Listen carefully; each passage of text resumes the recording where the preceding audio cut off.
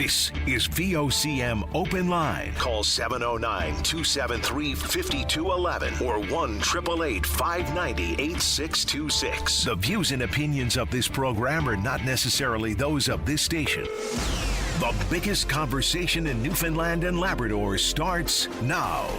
Here's VOCM Open Line host Paddy Daly. Well, all right, and good morning to you. Thank you very much for tuning in to the program. It's Wednesday, January the 14th. This is Open Line. I'm your host, Paddy Daly, David Williams. He's producing the program. You will be speaking with David when you pick up the phone or give us a call to get in the queue and on the air. So, if you're in the St. John's metro region, the number to dial is 709-273-5211. Elsewhere, toll-free long distance, 1-888-590-VOCM, which is 8626. I want to start off by saying congratulations to family friend Adrian Shanahan. Terrific ice hockey player and apparently a fantastic ball hockey player. She's been named to Team Canada to represent the country at the upcoming U16 World Championships in England this coming July. Fantastic stuff. Apparently it's the first time U16 has had a World Championship, and Adrian Shanahan from St. John's gets to put the maple leaf on her chest and have a game of ball hockey playing for Canada. Amazing stuff. I'm not surprised with this announcement, but much dismay coming from certain corners of senior hockey.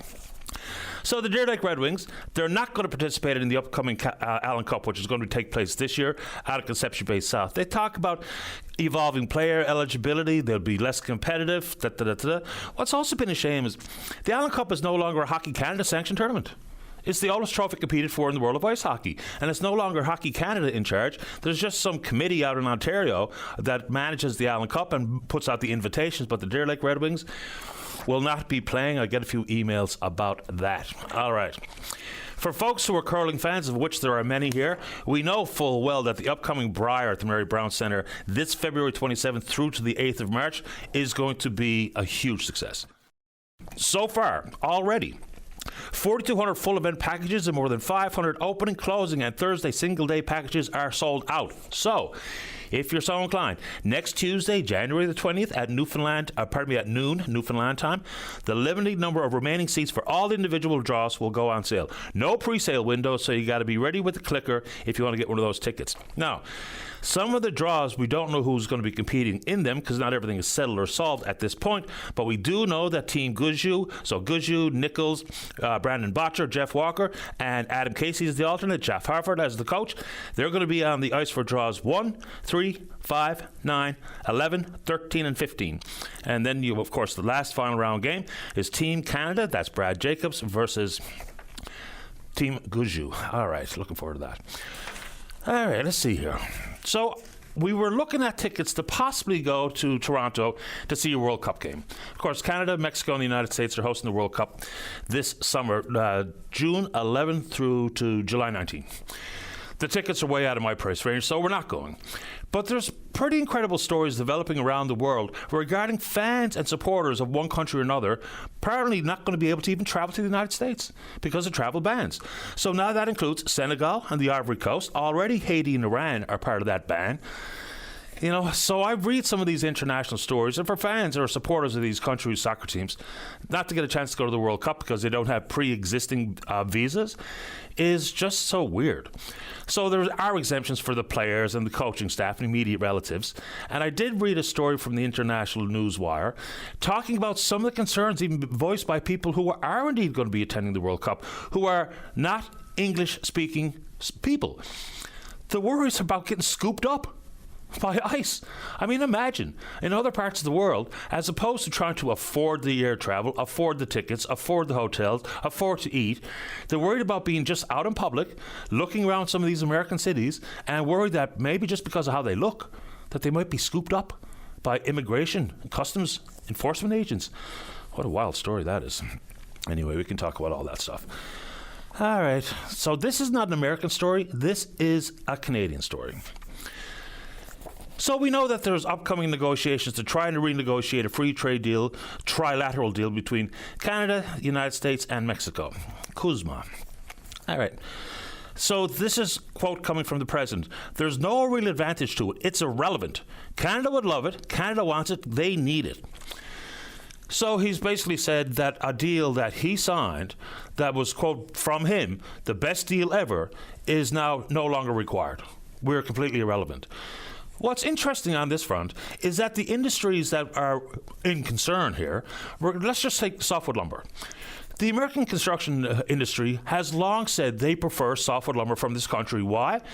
It grows slower in our colder climate. It's denser, stronger, tighter grain. It's best for framing, less prone to warping than American lumber. So they want it. And there's long been a feud about softwood lumber, so that industry wants it. Then you talk to people, or you hear from people, in the automobile industry. There's no such thing as a vehicle that's built from top to bottom in either Canada, Mexico, or the United States. It's an integrated supply chain that has been that way since the 60s. So the folks at the automobile industry, they're pretty clear. All right, here, let's see. The American Automotive Policy Council enables automakers operating in the U.S. to compete globally throughout regional integration, which delivers efficiency gains and accounts for tens of billions of dollars in annual savings. Our supply chains go all the way through all three countries. It's not simple, it's very complex. The whole North American piece, that is a big strength. So, I mean, look, when Prime Minister Carney was campaigning, and some of the political slogans, well, you know me, I find them tiring and tedious, but he probably will be held to account for his inability to deal with the Americans, to deal with Trump, and to get a trade deal done, even though exactly what he says is try to get the best deal for Canada. But how can anybody negotiate when these are the terms put forward? This is the tone. These are the comments coming from your negotiating partner. I mean, look at other products that we sell to the Americans that apparently they don't need. Steel and aluminum. That industry says they desperately need ours. Oil. 4 million barrels a day from Alberta to the refineries in the United States. Hydropower. Millions of Americans use hydropower coming from Canada to light and heat their homes. How about go right back to the auto parts sector, and then potash. So I've never been a proponent of saying, let's just turn off the taps and starve them, or let them live in the coal without our power, without our oil, without our steel, without our aluminum, without our auto parts. But what do we do here? And is there ever going to be a deal achieved? It looks more and more unlikely as days roll by, even though we're just about to entertain the next round of negotiations. But what do you do? And what do you say to any of that stuff? Which is, I suppose, a big part of the only strategy available is for us to find other countries to trade with. So I've got a bunch of people via email telling me it's a huge mistake for Prime Minister Carney to be traveling to China and eventually to India. But what do? China last year set the largest trade, what's the right phrase I'm looking for here? They've got a trade advantage of $1.2 trillion last year, all due to accelerated growth in exports and imports. They're a huge economic powerhouse that we've got to play some sort of role with. And yes, Prime Minister Carney will be taken to task on his own comments, and there's certainly some portion of the success for the Liberals came with some of the comments coming from Mark Carney about dealing with Donald Trump. But anyway, if you want to take it on, we can do it. All right, and that's the Canada story. That's not a Donald Trump story. That's so many hundreds of thousands of jobs that people in this country rely on because of some of the trade arrangements we've made in good faith with the United States and with Mexico. All right. Back down to some more localized issues. So this is coming from the consumer advocate Dennis Brown regarding what he calls the soaring monthly power bills. He's calling on Newfoundland Power to provide comments to the consumer advocate's letter to the board. The December 2025 letter cited numerous complaints forwarded by ratepayers talking about their November electricity bills. Here's a direct quote from the consumer advocate. Furthermore, there are now hundreds of complaints from ratepayers concerning their December electricity bills. For example, one ratepayer complained that her bill went from $356 to $780 in 1 month. Another went from $315 to $566. Another went from $382 to $562. So he goes on to make mention, as he generally does, about smart meters or what have you. But I can't even keep up with the volume of emails from people talking about their power bills. But let's get it on the show if you're interested. All right, I have indeed received plenty of communication from the folks out in Port aux Basques regarding the wind damage to what they refer to as a community hub, the Bruce II Sports Centre. I mean, that community has been walloped. We all remember, and they're still rebuilding and still trying to deal with the aftermath of Fiona. But they talk about this being an essential part, not just for Portabass, but for the entire region. So, again, you hear from Mayor Mark Andrews, devastating turn of events. You know, they have proven to be very resilient, but just another blow to the folks in Portabass and surrounding area. And I brought it forward because I was asked to by a resident in Portabass. Okay. Always happy and willing to hear from folks at Conception Bay North who were maybe displaced or not with the Kingston fire, the North Shore fire. A lot of concerns have flowed about the amount of money that was raised publicly and gone to the Canadian Red Cross, who were then to distribute the emergency financial assistance. And there's an update from them. So they say they have indeed distributed that assistance to more than 2,500 eligible evacuated households. They talk about the numbers. $4.5 million in funds raised and donated to the Canadian Red Cross. They say that $3.71 million has been distributed to the affected residents and communities, and that's as of the end of November of 2025. Your thoughts? All right, this is a big story. Memorial University. Look, we know, based on work done by the Auditor General and her team about the infrastructure deficit, which is some $481 million at Memorial University, they've got a deficit this year to have to address of $20 million. So some moves had to be made. Yesterday, a couple of big announcements. First, we'll talk about tuition. So Minister Paul Dinn has said that there's going to be a tuition freeze imposed at Memorial University. No real understanding about how long that will be in place, but saying basically that the university can't come up with covering their deficit on the back of the students. The tuition freeze was in place for over 2 decades. I get in trouble for saying it, but I think it was probably a mistake. Look, to have small, incremental, predictable increases in tuition to keep up with all the operating input costs that continue to go up year over year probably would have been a better idea. And why do I think that? It's because as opposed to increasing tuition, they increased student fees. So the money was still coming into the university, and tuition you get a tax credit for, student fees you do not. So here we are, all these years later, and it eventually arrived push and shove, and we saw a doubling of tuition. So that's happened. Certainly welcomed by the student body. And then for executive restructuring, effective the 1st of March, they're going to see the number of vice presidents cut from 7 to 3. The 3 vice president positions that will remain are Vice President Finance and Administration, Vice President of Research and Innovation, and the Provost and Vice President Academic. Okay. It begs a couple of questions. The apparent savings here by cutting the VP positions from 7 to 3 is about $1 million a year. So still a long way from the $20 million they have to find. It really does beg the question, if the executive structure can operate like this, then how, and why was there ever the increase to the number of VPs and the executive salaries associated with? So we need to get it right in K-12. We need to get it right in post-secondary. It's the only university in the province, as we all know. So these moves, or this particular executive restructuring, seems long overdue to me. Even if it's just $1 million in savings, it's $1 million. So that's big stuff coming out of Memorial University and the provincial government regarding the tuition freeze. Some still calling for a further reduction in tuition. I don't know how that financial circle gets squared, but that's a pretty big story. And this is dealing with post-secondary as well, and this is about social workers. The Canadian Umbrella Association for Social Workers has long been calling for social workers to be included in the federal government's plan for student loan forgiveness, and now they are. So there's already been nurses and doctors available to get this student loan forgiveness, upwards of maybe $30,000. But here's the trick, though.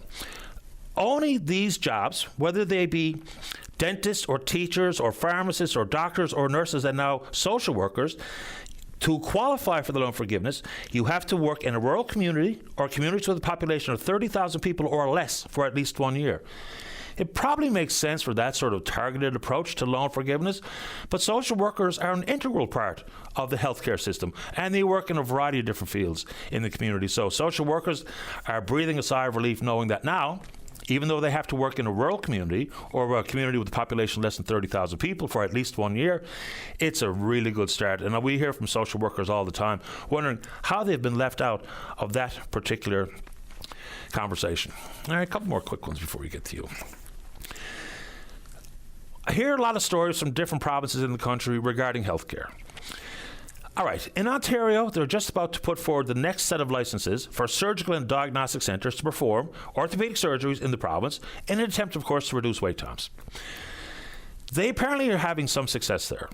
Now, the exact same approach was taken in Alberta, and it's not working that way in Alberta. We've heard doctors in Alberta call for the government to declare a state of emergency inside Alberta's hospitals. So people ask me, is there not an opportunity for that to be replicated here in this province? And the answer is yes, there is an opportunity. I think we have to be very careful with the further privatization of healthcare for a variety of reasons.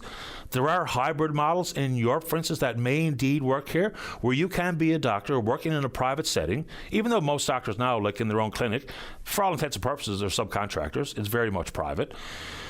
But as long as all the healthcare professionals moving into a more private setting, if they are still obliged to work in the public system, then maybe there's a way, because the wait time issue here is problematic. Of course it is. I'm on a wait list, so I'm with you. I know how long it's taken to get what I need done. So people ask me all the time, can we not do what they're doing in other provinces? Short answer is yes. But we need people in positions of leadership to really be clear in the messaging and carefully articulate exactly what the upside is. Acknowledge the risks and try to close those gaps. But yes, what they're doing in Ontario, it can work. It's a bit of a workaround of the Canada Health Act, because you're not supposed to be able to charge for health services, even though we long have, whether it be at dentists or chiropractors' offices or what have you. But if that's something people want here, the folks who are in charge, whether it be politically or at NL Health Services, help us understand what the risks might be. How do we deal with those risks? And how can we try to reduce wait times if we're talking about another further creep of private offerings in the world of healthcare? So is that a conversation we can have? I think we probably can. All right.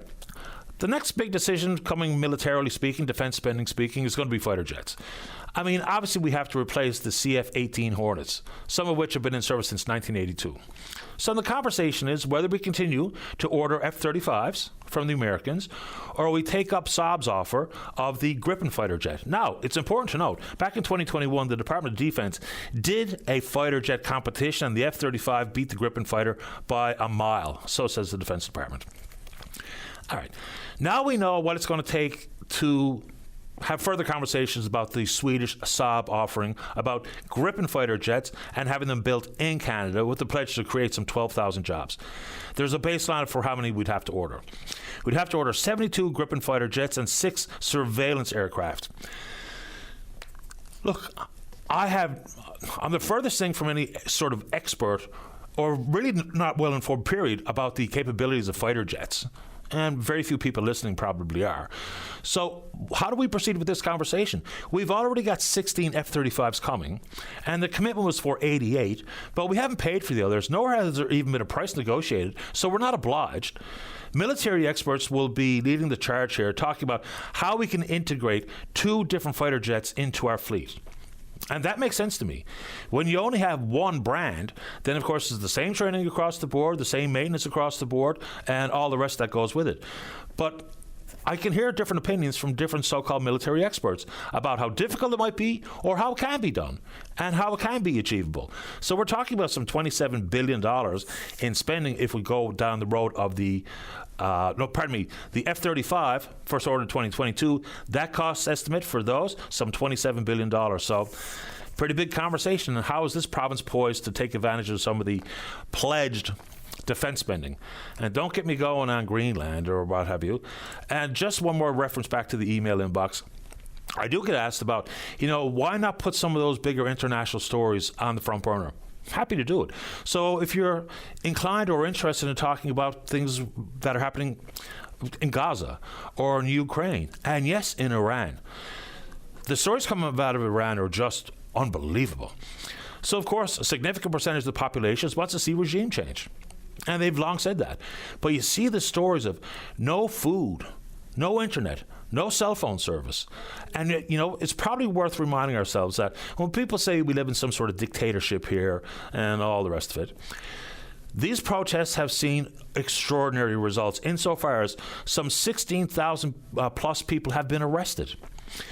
confessions have been coerced, death penalties as a result. 2,500 plus people have been shot dead as protesters. So while people bemoan how protests are handled in this country, there's an example about how much different and worse it is in other places. And I'm not saying we measure ourselves against Iran, but those stories are unbelievable. And there is plenty of people with Iranian heritage and background who live in this province. And if they'd like to share their perspective, we can absolutely do that too. We're on Twitter. We're VOCM Open Line. Follow us there. Email address is openline@vocm.com. When we come back, we're going to kick off the show speaking with Olivia Lynch, the Executive Director at Violence Prevention Avalon East. And this is in reference to a story that we talked about yesterday, a pretty terse warning to the RNC from Judge Wayne Gorman. About what? We'll speak with Olivia about that when we come back. Don't go away. Welcome back to the program. Let's go to line number 2, speaking to the Executive Director at Violence Prevention Avalon East. That's Olivia Lynch. And let me get the right button. Good morning, Olivia. You're on the air. Morning. How are you? I'm doing okay, thank you. How about you? Good, thanks. This story came across as maybe a little bit overdue for this type of commentary to come from the bench about the need to investigate allegations of intimate partner violence. And this coming from Judge Wayne Gorman. This is about the request or the direction given to a Corner Brook woman to get a peace bond as opposed to a law enforcement investigation. What were your initial thoughts? Honestly, I wasn't that shocked, but I was very grateful to hear this coming from Judge Gorman out in Corner Brook regarding this decision. This is something that community organizations have been encountering for quite a while, and I do want to preface that while I can appreciate that the RNC has resource or staffing issues, these women or people experiencing violence are in a great deal of danger. And when it comes to intervention, that danger is only increased. So I was very grateful to hear Judge Gorman's decision the other day. So are these directions like go get a peace bond? Is that more common than people realize? Because since I spoke to that story yesterday, we received a bunch of anonymous emails about saying that's exactly what happened to me. That's exactly what happened to my daughter. That's exactly what happened to my sister. It is, unfortunately, and, people are placed in these positions. They're going through a great deal of stress throughout the events, and they may feel that their case has not been properly investigated, and they are then suggested to go through and civilly put in place protections for themselves for the courts, and it can be very stressful, very confusing. And there's also the fact that we don't have duty counsel available to those seeking peace bonds in the province. So somebody can apply for a peace bond, have it approved by a judge, but then the accused in the situation can then counter the claims, and then it goes to court. So it's really important in this situation that somebody is adequately represented. We see duty counsel being used by legal aid in other provinces for peace bonds, such as Ontario. So it's definitely something that we can do here. And there's an immense stress on the courts right now, currently, where several courts have been closed and people are not allowed to enter. So, this will lessen the strain.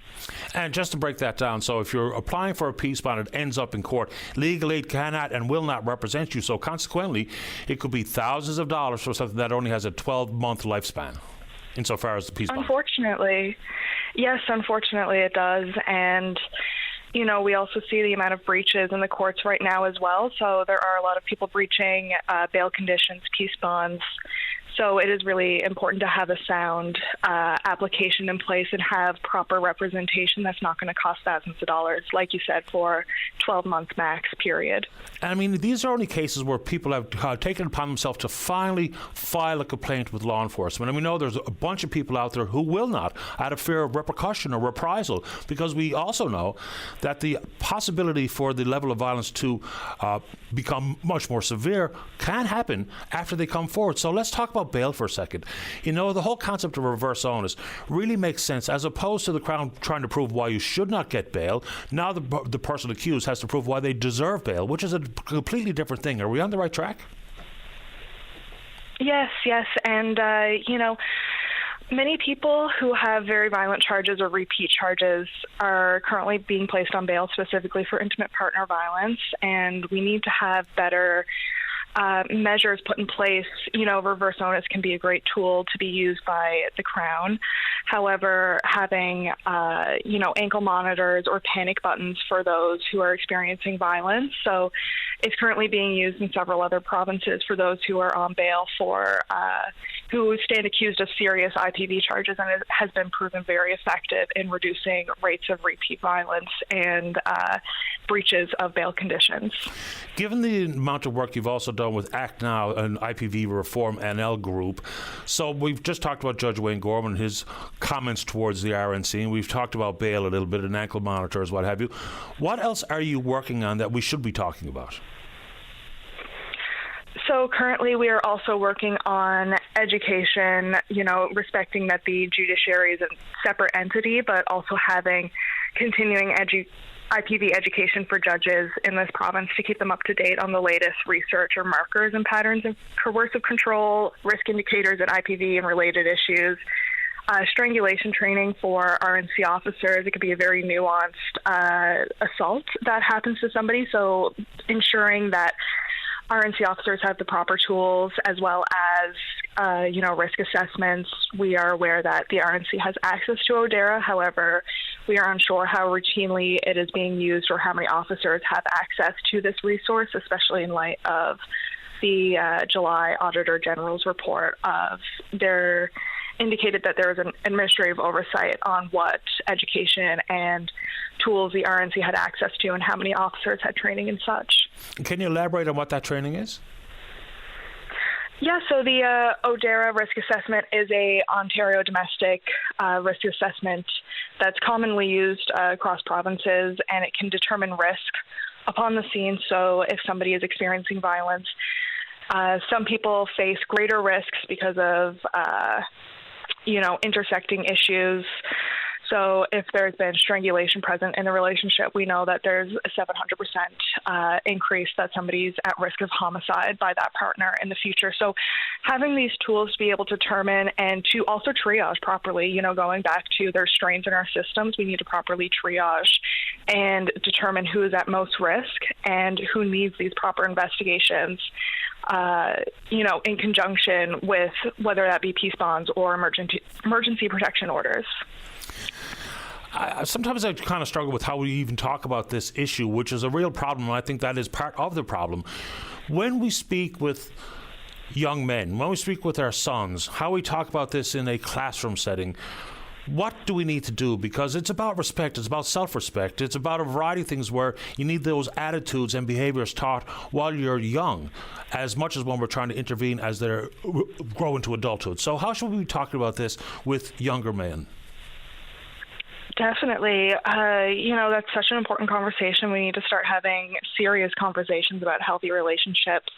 I mean, we kind of have this assumption that everybody is raised with somewhat of, the similar relationships that we were raised with and have this respect that's inherent to them. But, from research, a lot of abuse is witnessed firsthand and then carried out because that is, the norm within their environment. So having these conversations at schools, especially when it's conducted by other men as well, is really, really important.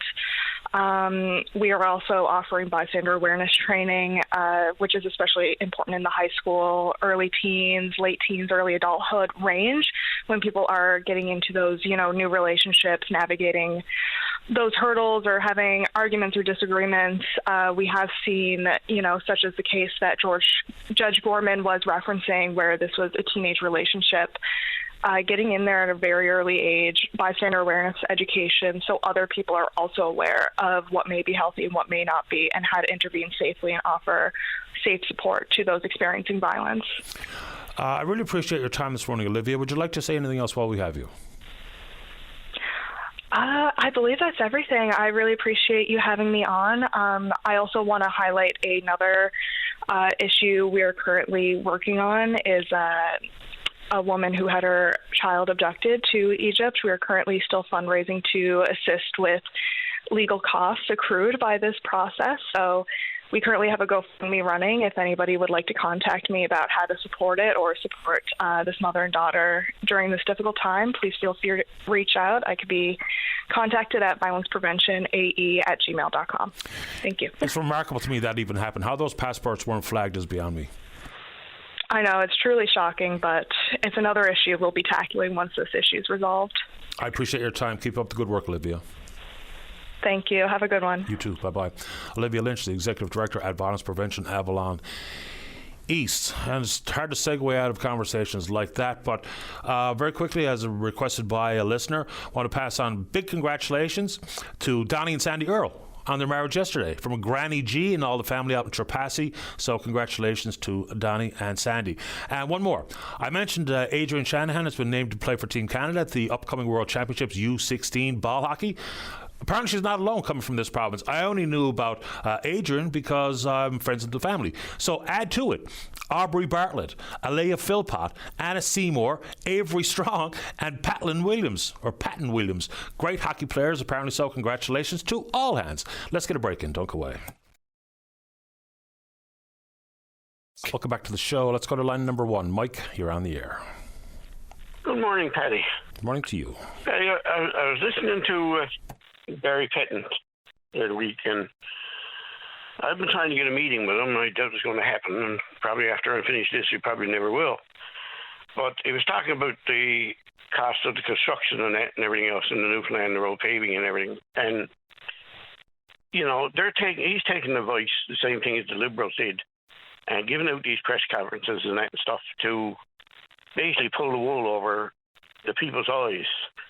And I don't think it's going to happen in this term anymore. I think that they're going to be brought to task more. But, you know, the industry, the construction industry in Newfoundland, the road paving and all the rest of it, you got to deal with the Construction Association, who goes out there and takes a list of all the construction operations, what's going to happen. Then they divide them up among themselves so that each one of them they know which one is going to get which job at the highest profit, so they know that they're all going to make higher profit. Then they're going they're buying yachts and helicopters and everything else. You're not in the construction industry anymore if you don't have a helicopter. All of these extravagant expenses and everything else are all at cost of the taxpayers' dollars in these road paving programs and that and everything else, and everything got to do with it. And it's all from greed by the contractors and by the government officials, the upper management. And, like, they know, like, I know there now that here's a $5 million contract, went to $18 million, and the owners of the company were looking for a multi-million-dollar yacht, over $1 million anyway. This kind of stuff is going on here. This is kind of stuff that needs to be done and looked at by the minister. The minister is fully aware. What did you say? They wanted a yacht? Yes, they bought a yacht after the deal. Now, probably a lot of the money came from other things too, but, you know, it's just a coincidence that here they get these big contracts and that, whatever, and then they're out shopping around for a yacht and boys won over $1 million for it. So then again, like I said, you look at the construction industry, you look at the helicopters and that and everything, and look at what they got. Look at the yards, the equipment, the stuff to steer is astronomical. All new equipment. Like, you know, everything has got to be looked at and thought out fully as far as I'm concerned. But like he knows too, fully aware that here this government spent $1 million just trying to put a young fellow bankrupt who had one of the best reputations, the cheapest prices, and doing the work efficiently and everything else. And they did a forensic audit on him and did everything that they could, every which way that they turned, to put him bankrupt. They couldn't do it because every other shipping company in Newfoundland, operating around Newfoundland, wants his services. The only one he's not allowed to work for, and basically is the Marine Department. And here, he is one of the only trained Marine electricians in that around, because I trained him. He worked with me for 17 years. I was a Marine electrician trained by the dockyard and the federal government. There's no training here anywhere for to get the education. You've got to go try down there and learn and whatever. And a lot of people are down there working on these boats, not allowed down there. This fellow's the only one who is on the list as qualified to work, but they're not giving him no work. Now, he says they are going to give him some work, but it's a fight right from top to bottom. And basically, you know, this is a corrupt business and that and stuff and whatever that people are going to take advantage of. And the Newfoundlanders are being taken advantage of to the extremes. And it's not going to happen again by the ministers giving false information and putting new press releases like Fred Hutton did, and not telling the truth and that and everything else. It's not going to happen this time. It's going to wind up in the Supreme Court, because I'm quite prepared to take a lot of this stuff that's going on there now, demand that it go to the Supreme Court. And like I said, I'm just waiting there now until the first budget comes down and sees what they're going to do about everything that's wrong with these departments that they can do something about, but refuses to do something about. And like I said, our watchdogs, the Auditor General, the Comptroller General, the Chief Procurement Officer, all of these people are not doing their jobs. They're not going to tenders properly or anything else. And we got no enforcement.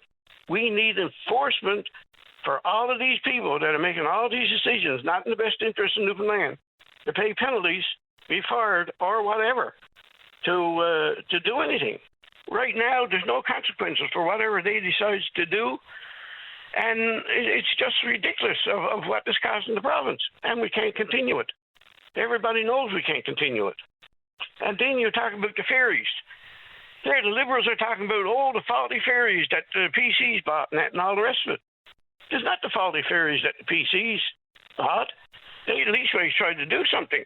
But what the Liberals done when they got in power, they sabotaged it all by doing unnecessary work, not getting the warranty work done like it should have been done before they took possession of the vessels while they were on warranty. And they changed the parts, multi-millions of dollars and everything that never had to be done, perfectly working equipment. Now some of them stored out in Gander and leaky buildings with $50,000 parts being rusted and corroded and everything else, and not properly looked after. Like, Patty, I can go on and on and on. Like, this is a complete copy again of the Moore system that was left outdoors being destroyed. The lies and deceptions and everything that they told about the Bell Truster. Criminal activity. That's all it is, covering themselves. And as far as I'm concerned, like I said, the PCs are not going to get away with it this time. I'll promise them that. But I got no reason yet to doubt them. And hopefully they're going to follow through and follow up on some of this stuff. And especially the Cummins Group. If they don't do an inquiry or something into the Cummins Group, I tell you what, I'm going to bring it to the Supreme Court, and that's it. And, on behalf of the people of Newfoundland. Well, keep us in the loop, Mike. I appreciate your time this morning. Thanks a lot. Yeah, I sent you a couple of emails. I don't know if you got them or not. I do. I requested a copy of the Cummins contract. Haven't got it. I asked for a copy of the ATIP about if a contractor can deposit government money into his own bank account and all this stuff. Haven't heard back nothing. Can't get any answers. Going on now months, over 6 months, 7, 8 months. They're not asking the questions. They're not being took the task. So it's up to the PC government, now the ministers, to come forward. Look, say we need this. This is in the interest of the people, the public purse, and we need something done about it, and we want it stopped. Appreciate the time, and keep the emails coming. Thanks a lot, Mike. Thanks, Paddy. You're welcome. Bye-bye. All right, let's get a break in. When we come back, Wanda's next to talk about the lack of addiction services in the province, and then ton of show left for you. Topic up to you. Don't go away. Welcome back to the show. Let's go to line number 3. Wanda, you're on the air. Good morning, Patty. Thanks for taking my call. Happy to do it. So I'm calling in regards to addiction services in this province,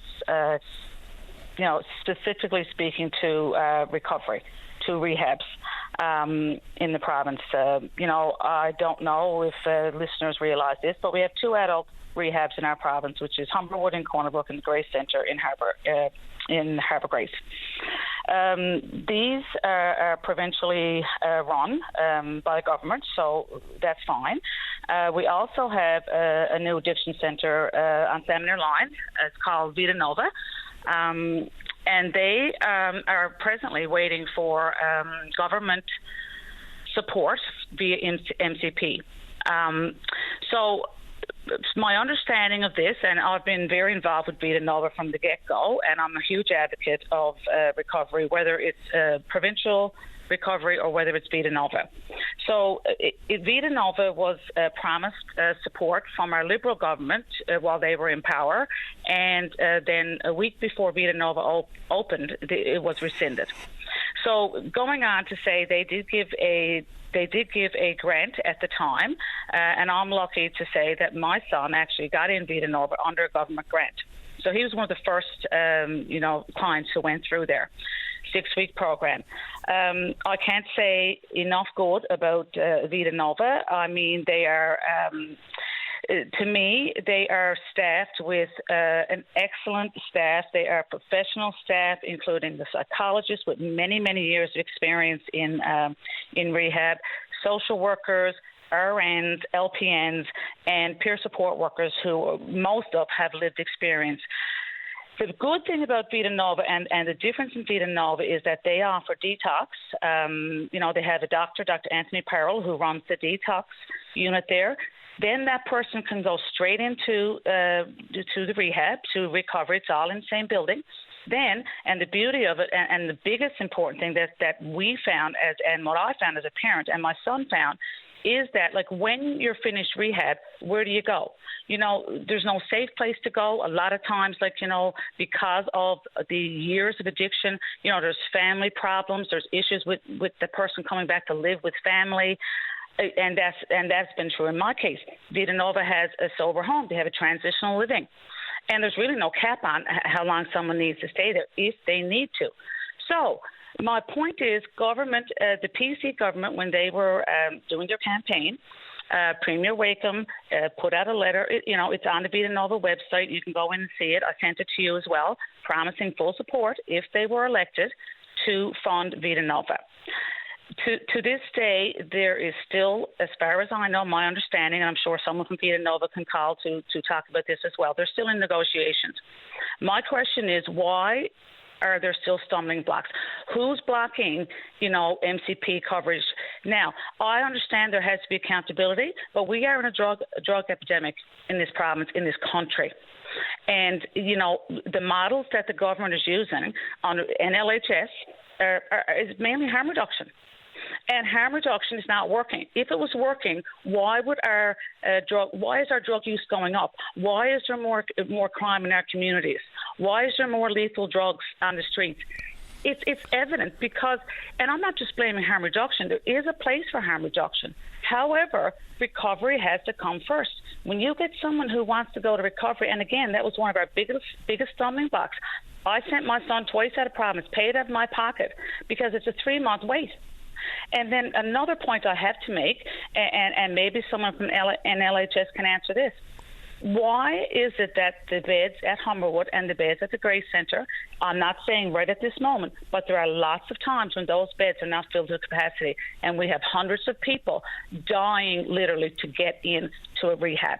So someone has to be accountable. I am not trying to lay blame on the Premier, on our Minister, Leila Evans, but who is responsible for making these decisions?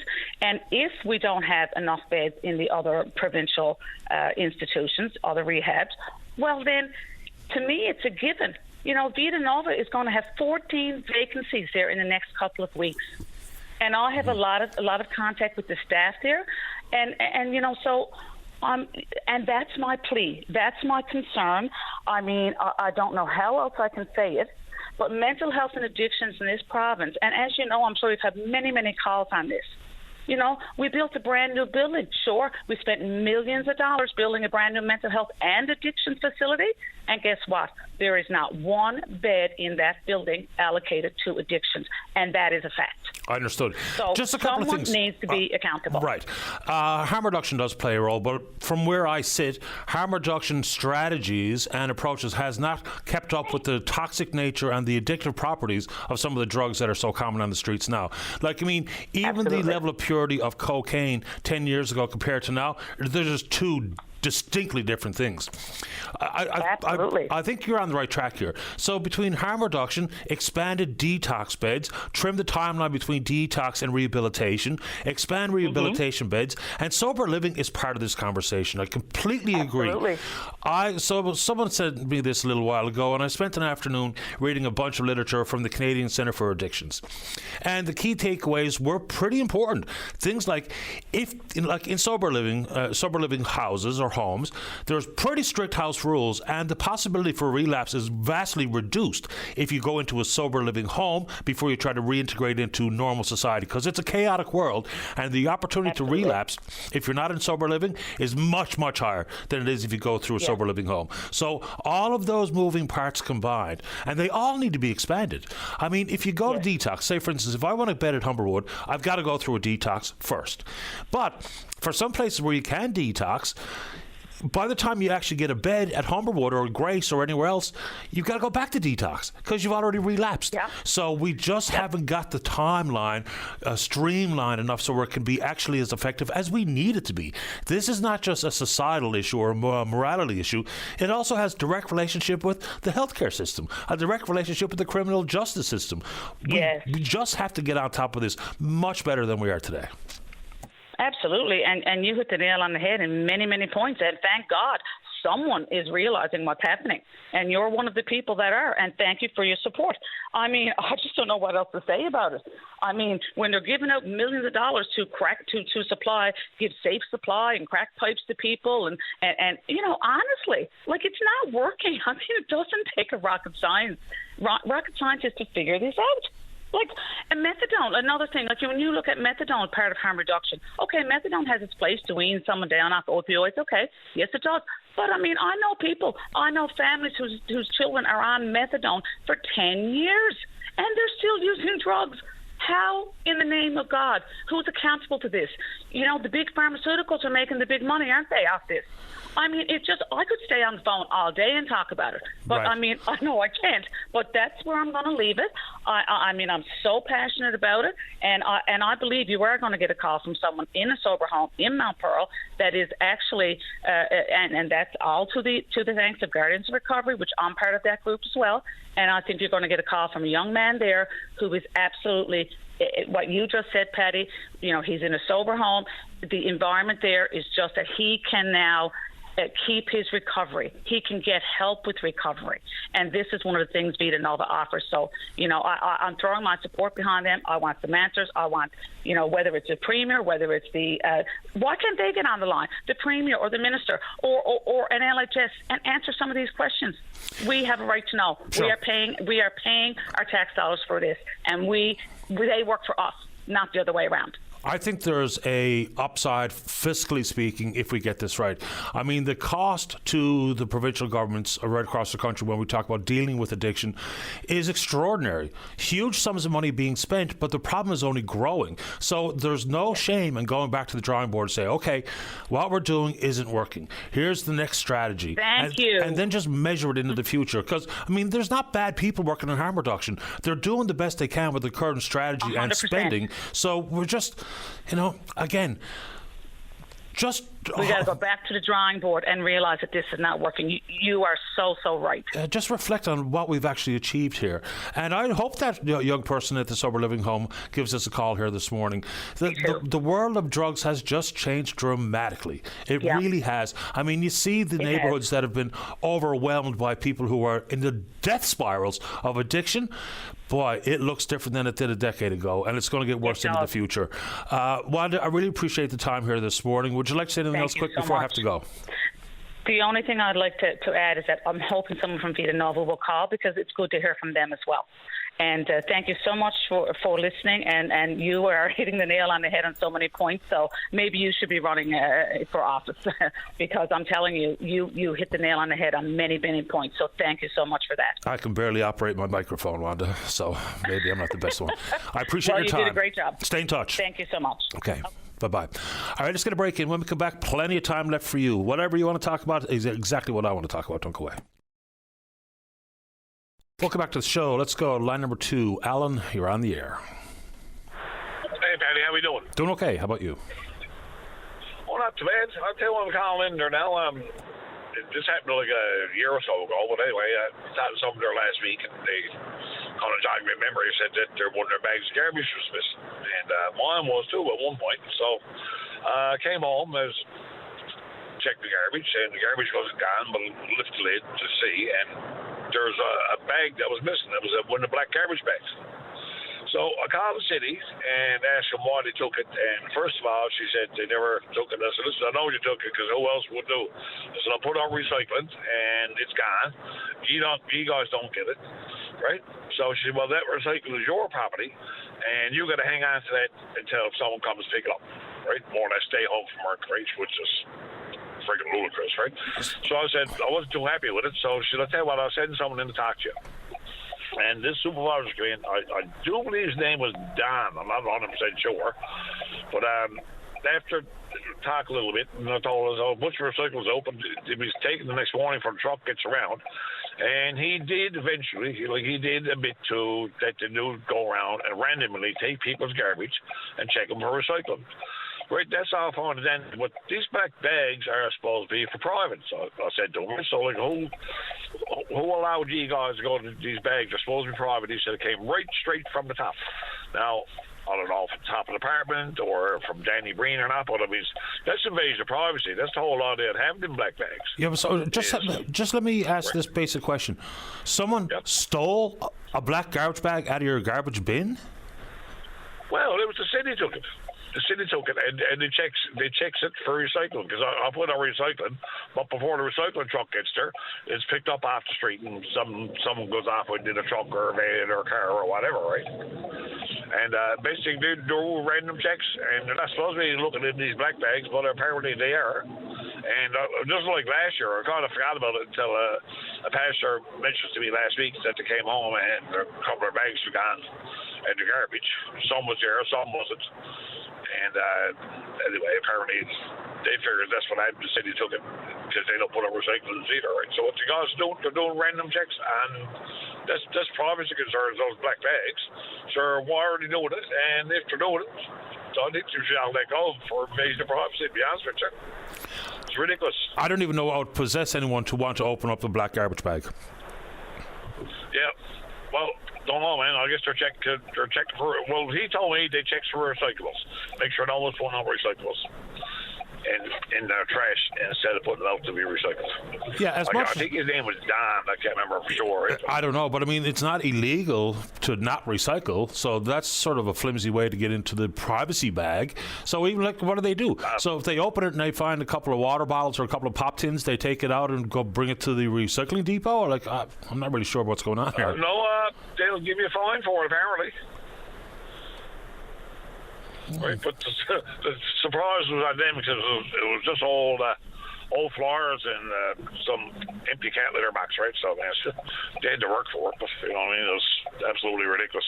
Underwater, even doing it, don't make no sense. No, it doesn't. It says recycling is down, but apparently they don't see people go around and take over the recycling and going off with it, so the trucks don't get it, right? Yeah, I mean, recycling can certainly be very helpful. In the big world of 3 Rs, we need to reduce as much as we need to recycle. And, you know, recycling is actually good for the tax-paying public here in the city of St. John's. When recycling is done faithfully by the residents, we see tipping fees at the dump go down. So consequently, picking up the garbage costs less. So it is a good idea to recycle. It's good for the pocketbook, and people can talk about what it does for the environment all they like. But, yeah, I don't get the black bag checks. Yeah, I don't get it either, but I mean, I put out the recycling, and it's gone before the trucks even gets around to pick it up, right? And for the girl who told me, like, you know, you should stay home and make sure, if you don't want no one else to take it, stay home and make sure that the truck actually gets it instead of something off the street. It's like, what kind of answer is that? It's freaking foolishness, right? Just, you know, all they got to do, come up with the blue bins, put it in the blue bin. If you take that blue bin, well, then you'll be charged. Simple as that. They want recycling to increase. That's the only way to do it. It's a strange story. Period. Yeah, it's odd bunch down there anyway, regardless, right? Yeah. No doubt. Anyway, Alan, I appreciate the tale, as confusing as it is.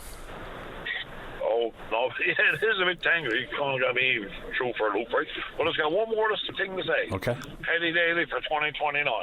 Go for it, me, buddy. Appreciate the call, Alan. Thanks a lot. I had to say it, man. I had to say it. I'll take it. Okay. Have a good one now. You too. All the best. Bye. Thank Bye-bye. You too. Bye. Oh, sorry. Dave, I can't click that off for some reason. I can't disconnect that call. Yeah, I mean, that is the numbers, though. When you're talking about, people can talk about the upside of recycling, the ease with which it's done here, and especially in the city with the curbside pickup. And look, every time I bring this up, there's a couple of people saying, oh, what's the big deal? You know, when you put out the recycling, I'm sure this happens in pretty much every neighborhood where there's curbside recycling. It used to be there was this fella, and I hate to judge books by the cover, but looked like maybe he was down on his luck. And he'd be going around with the grocery cart and picking up the recycling that he could cash in at the depot. And whatever he was doing with the money, I have no earthly idea. But now the recycler in our neighborhood, and this has been ongoing for a while, I mean, he's driving a brand new $80,000 SUV, but takes the time in the morning to go out and pinch the recyclables that he can cash in at the depot. Look, I don't know if there's anything necessarily wrong with it. I just find it a bit irritating, to be honest with you. On top of that, the issue regarding more and more recycling and reducing the cost for tipping fees at Robin Hood Bay is a thing. When we see the recycling numbers go up, which of course is a different process than just dumping our garbage at the landfill, there's an economic upside to this as well that I don't think necessarily gets factored in. Some people just say, well, I don't recycle because I couldn't care less. All right, I don't know why that would become such a big deal. Like most people's, if you have a garbage bin drawer, there's two spots, one for garbage, one for recyclables. And even just a blue bag in the back porch, pretty easy stuff to manufacture once you get into a routine or habit. Okay, let's get a break in. When we come back, we were anticipating a call to respond to one of her concerns with detox and rehab and sober living or what have you. It's a massive conversation. And then yet again, another gut punch for the folks out in Port aux Basques. Channel Port aux Basques Mayor Mark Andrews is also in the queue. Don't go away. Welcome back to the program. Just before we go to the phone lines, just for those who listen to the program and communicate via text to me, I get them, but I can't reply from my email inbox to your text. So I am reading them, but if I try to reply, it just bounces back. So for the folks sending along texts here this morning, I'm getting them, but I can't reply to you other than verbally on air. Let's go to line number 3. Say good morning to the Mayor of Channel Port aux Basques. That's Mark Andrews. Mayor Andrews, you're on the air. Good morning, sir. How are you? Not bad at all. How about you? I've had better days, sir. Yeah, I get it. I mean, we all experienced some pretty windy conditions, to say the very least, on Monday evening. You hit 140 kilometers an hour at the airport here, but yet another gut punch to the folks in Port aux Basques and surrounding area with the damage done to the Bruce Sports Centre. Describe what happened. Most definitely. You said it right there, Patty. It is a gut punch for this community and surrounding areas. At the time it did happen, I was in North Sydney at the time for work purposes. But through the videos and the messages from my town manager and other councillors, it was just horrific. It was just heartbreaking to see this happen to us again.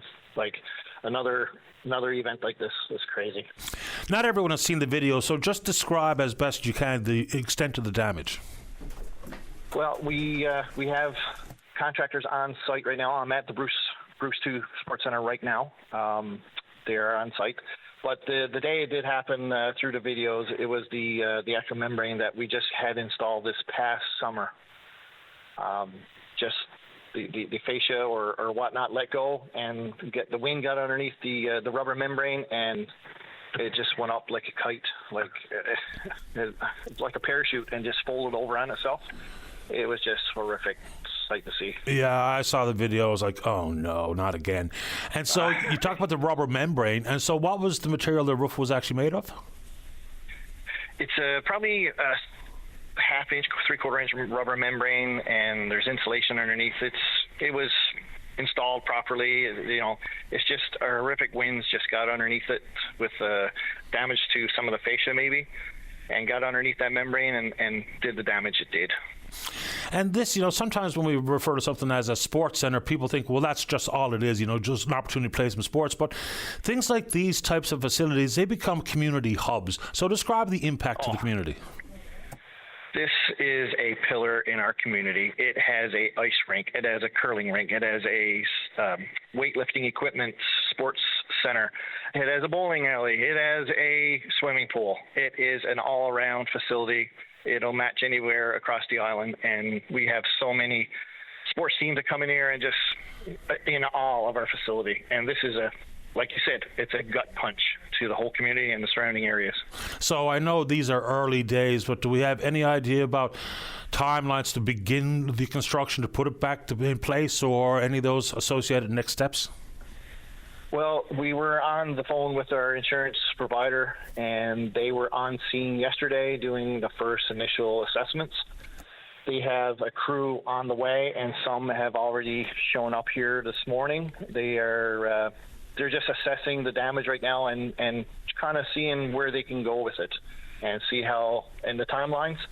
We have no timelines in place yet. We're just going to be taking the advice of our insurance provider and the contractor that we do have on scene and see where we can go from there. I hate to revisit some of the trauma associated with Fiona, but things like that in communities like Port aux Basques and other communities that were hit by post-tropical storm Fiona, it lingers well into the future. Has the mood in Port aux Basques been forever changed because of that event? Most definitely. Although we are resilient folks here in our community, it's always going to be in the back of our minds. The next windstorm, the next snowstorm, the next weather event. We're always looking and saying, is this going to be another Fiona?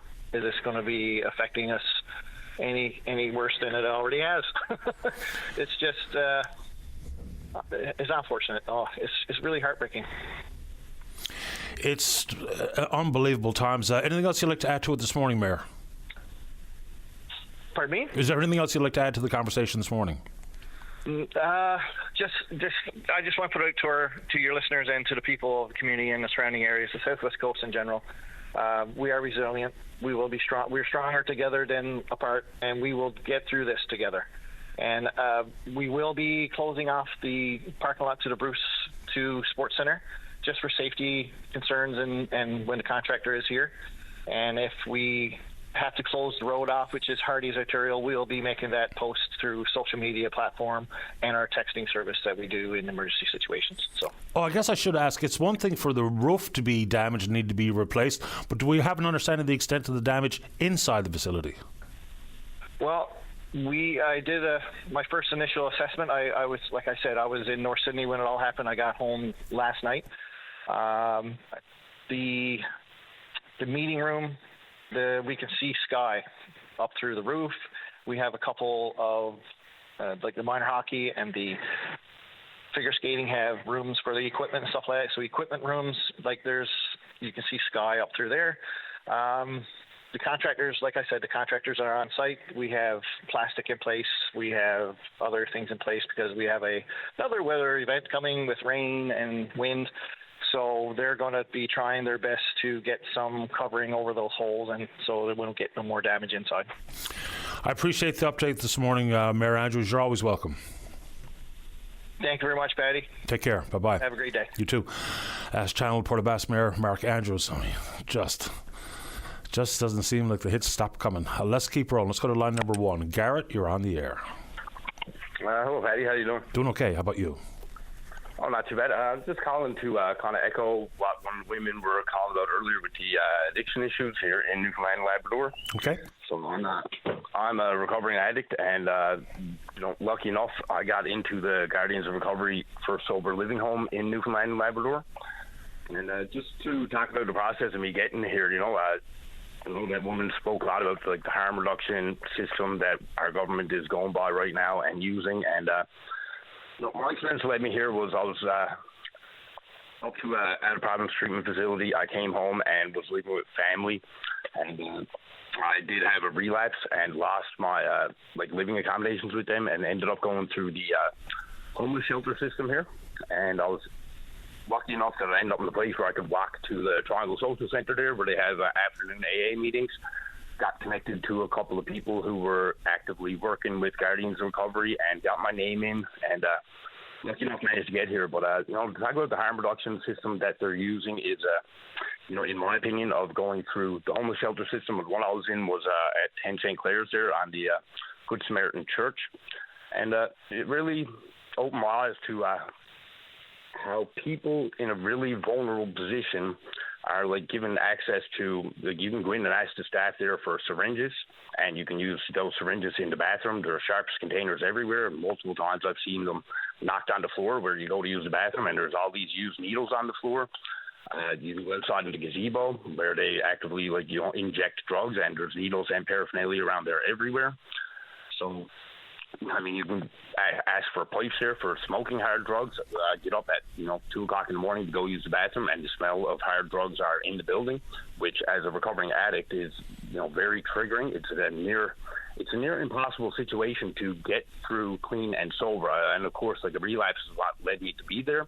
But I certainly didn't go there with the mindset of staying in active addiction, and it was really a reflection of, if I drank or used drugs in that place, that was a cycle I would never get out of. And I do see that many other people are truly stuck in a cycle that they cannot get out of, because the system that they're using and calling it harm reduction, I mean, it's just enabling and turning on a big magnet for anyone with addiction issues to have easier access to the things that contribute to addiction, creating this endless cycle of not being able to get clear of it, because, in active addiction, we truly do lose our own sense of moral guidance or whatever. We're really tormented with cravings and thoughts. And for anyone in my situation that ended up in a place like that, I mean, it's by the grace of God that I got through that system clean and sober and kept that mentality getting through there, because it's what enabled me to get here. I got transferred at one point in time to the Wiseman shelter, which was at least a private room there. I mean, there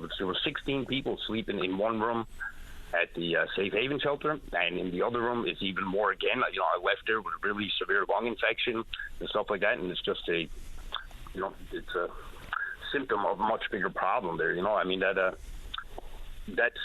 system is paid for by NL Housing. It's what I would call an NGO, a non-government organization, where it's a privately operated place but funded by all taxpayer money. They charge somewhere of $150 a night per person to be there, so that would be $4,500 per person per month. And when I got to the Wiseman Center and was working on getting here to the sober living home, I am on income support at the moment, so I had to use government programs to help me get through this. And they told me at the Wiseman Center that they did not have enough money under NL Housing to cover the cost of the rent here.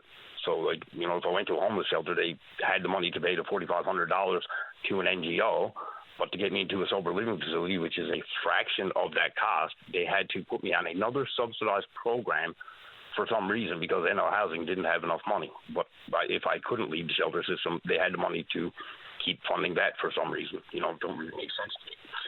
So, I mean, there's a lot of issues that go on, in my opinion, to have enabling substance use disorder with syringes, crack pipes, all these things that are available and can be asked for freely.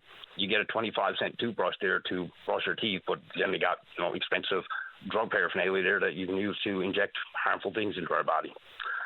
They do have church alongside. I know that they do meals there once a week or something. I don't understand why they don't have more programs there that can give people the steps that they require to dig themselves out of addiction, as opposed to contributing to continuing using. And when it comes to Vidanova, things like that, why isn't the government more intended on getting more people in there instead of restricting it through bureaucratic red tape? It's a fair question. Garrett, I have a couple of questions about sober living environments. Exactly what is the structure and some of the supports that you get in this type of house or home? Yeah, so the supports is mainly, for me, my active recovery started with my first NA and AA meeting. So coming to the sober living home, we are expected to do 90 meetings in 90 days, which really familiarizes someone with the process of learning to get clean, because anyone stuck in active addiction for any period of time, their body and their mind is conditioned in a certain way, and it really is a hopeless state of mind where we live in the past of regret and cannot see any future that presents any opportunity, and it's just the mindset that we get really stuck in. So through the programs of NA and AA, we get to see other people. We don't have to reinvent the wheel of recovery. It's kind of one way it gets put, is just we have to be able to see the other people that have gotten themselves out of addiction, and therefore it kind of brightens the pathway and blazes a trail for people to independently get out of it, because it's really hard to push someone into recovery. But when someone does get to see a process that worked for someone else that really was really down and out in their life, but managed to climb up out of it, it really gives an opportunity to change that mindset of hopelessness into one of hopeful. And I think that's a really important part of it, is just to be able to tap into someone in a way that they changed their own mind. And on top of that, I've been tuned in with the women, like one of the women that called earlier. She's part of the groups that meet every week on a Zoom, and we talked about things like how to help family members that have children in active addiction to be able to find recovery. Living here at the home, we are drug tested here, so that holds us accountable in our own recovery. If we do not pass the drug test, and they really focus on not pushing someone into homelessness, so they have a relapse plan where you have to have somewhere to go stay for a week to kind of figure your own things out, get the drugs out of your system, so that it's not having a negative effect on anyone else in the home who is practicing active recovery as well. So it is a peer support system here, where we do have people that have long-term sobriety that come here regularly, and we interact on a regular basis. One of the things in recovery is to keep in touch with other people in active recovery on a regular basis. And one way I can put that is, if I hang around with 5 drug addicts, there's a good chance I'll be the 6th. If I hang around with 10 people in recovery, there's a good chance I'll be the 11th one to find recovery. So the people, places, and things, and the environment for someone to contribute to their own success in active recovery is fundamental basics of a program to get the structure in place to be able to keep moving forward. And the hardest part is the first little bit of trying to crack your first 30 days in active sobriety, right? It's literally learning a new way to live, and having peer support here where other people are in different stages of recovery, where it's focused on the Narcotics Anonymous or the Alcoholics Anonymous program. It really just does connect us with the right people and surrounds us with the kind of love that we need to learn to love ourselves over again, because that really hopelessness in active addiction is really it's a terrifying mindset to be in. A lot of people end up with suicidal ideologies where they really don't see a future they want to live in. And it's really important just to surround ourselves with like-minded people, the like-minded programs, and be given an opportunity where we're not put into sometimes getting out of rehab. And I think the woman talked about was where there's family issues, and people hold that really close and try to blame everything outside of ourselves, but it's really hard to get well in the same environment we got sick in. Is kind of a way to put it. Well said. What are your plans for the future, Garrett? Plans for the future? Get back to work at some point in time. I really am focusing mainly right now on my recovery. I really do see a future working, really close with Guardians of Recovery, as they were a place that took me out of a homeless shelter and gave me a place to, set some roots here and really just focus on my recovery to get a good foundation under me. I am a journeyman Red Seal tradesman, so I'm going to get back to work at some point and really make a life for myself that's going to be very different from one I would have ended up in had I, used drugs in the homeless shelter and ended up stuck in that cycle. I really appreciate making time for the program here this morning, Garrett. It was great to have you on. It's great to hear your story, and hopefully your story becomes the rule, not the exception. Good on you. Thank you, Paddy. And I think that society really doesn't understand the disconnect that happens between, people of a normal lifestyle that don't struggle with addiction issues and people that are down and out in addiction. They are very human, they're very intelligent, they're very smart, they're very talented. The amount of effort it takes to be a drug addict is very hard, is monumental, and to get that energy flowing in the right direction for someone, it's limitless potential for those people. And I really hope that, the government can come together and, Guardians of Recovery can come together. All the systems that are practicing the harm reduction, program that they use. I think that there's a lot of room for improvement there, and to get recovery-based structure. You go down to those homeless shelters, there's not even Alcoholics Anonymous or a Narcotics Anonymous basic text there where they can pick up a book and start to educate themselves on recovery, because it all starts with education. We got to learn a different way to live. I wish you nothing but the very best, Garrett. Stay in touch. Yeah, thank you very much, Paddy. I certainly will. Take good care. You too. Bye-bye. That's a good story, right?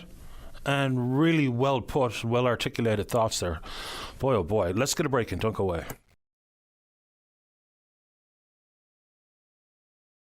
Welcome back. Let's go to line 2. Wayne, you're on the air. you? I'm excellent. How about you? Good. I'm currently in sober living at the Vita Nova new facility here in Salmoneer Line. I can't say enough for what these people have done for me. I've been a addict for past 25 years of my life. I came here, I tried the other facilities on the island. I went to Harbour Grace, I went to Corner Brook. None of it lasted. I was at my pretty much wit's end. I was living at the Comfort Inn over in Airport Heights. There was no way to get clean there. People using drugs all day long. I was actually accepted here as one of the first clients, and I done the program. I stayed after the program. These people have changed my life, and I know the funding is not there right now through the government. They're not paying for the MCPs for people to fill beds. There's so many sick people out there right now after losing dozens of friends in the past couple of years, and I just think something needs to be done about it. I'm glad you are in a good spot now, and I hope this is okay. I want to take you back to the Comfort Inn. Describe what it was like to be a resident there and what you would see day in and day out. Constant drug use, day in, day out. I know there's supposed to be a harm reduction thing set up in place, but it's not. It's you know, they'll give you barely enough food to eat, but they got a fully stocked drug room there. It makes no sense. Yeah, I mean, if someone's trying to get clean... People overdosing there all day long, fighting violence, people getting arrested, dragged out. It's not a good place. I don't know how that place has funding and somewhere like Vita Nova doesn't. It makes zero sense to me. So, I mean, I've tried to get a bit of information about the oversight and the monitoring and the enforcement of the rules at Comfort Inn, and as you describe it, there's none. Or little. No, not from what I've seen, there wasn't none, no. I spent 99% of my time in my room there just trying to get somewhere else. I came here, and these people literally saved my life. They got the best staff, from the doctors to nurses to everybody here. I wouldn't be alive if it wasn't for these people, and that's the truth.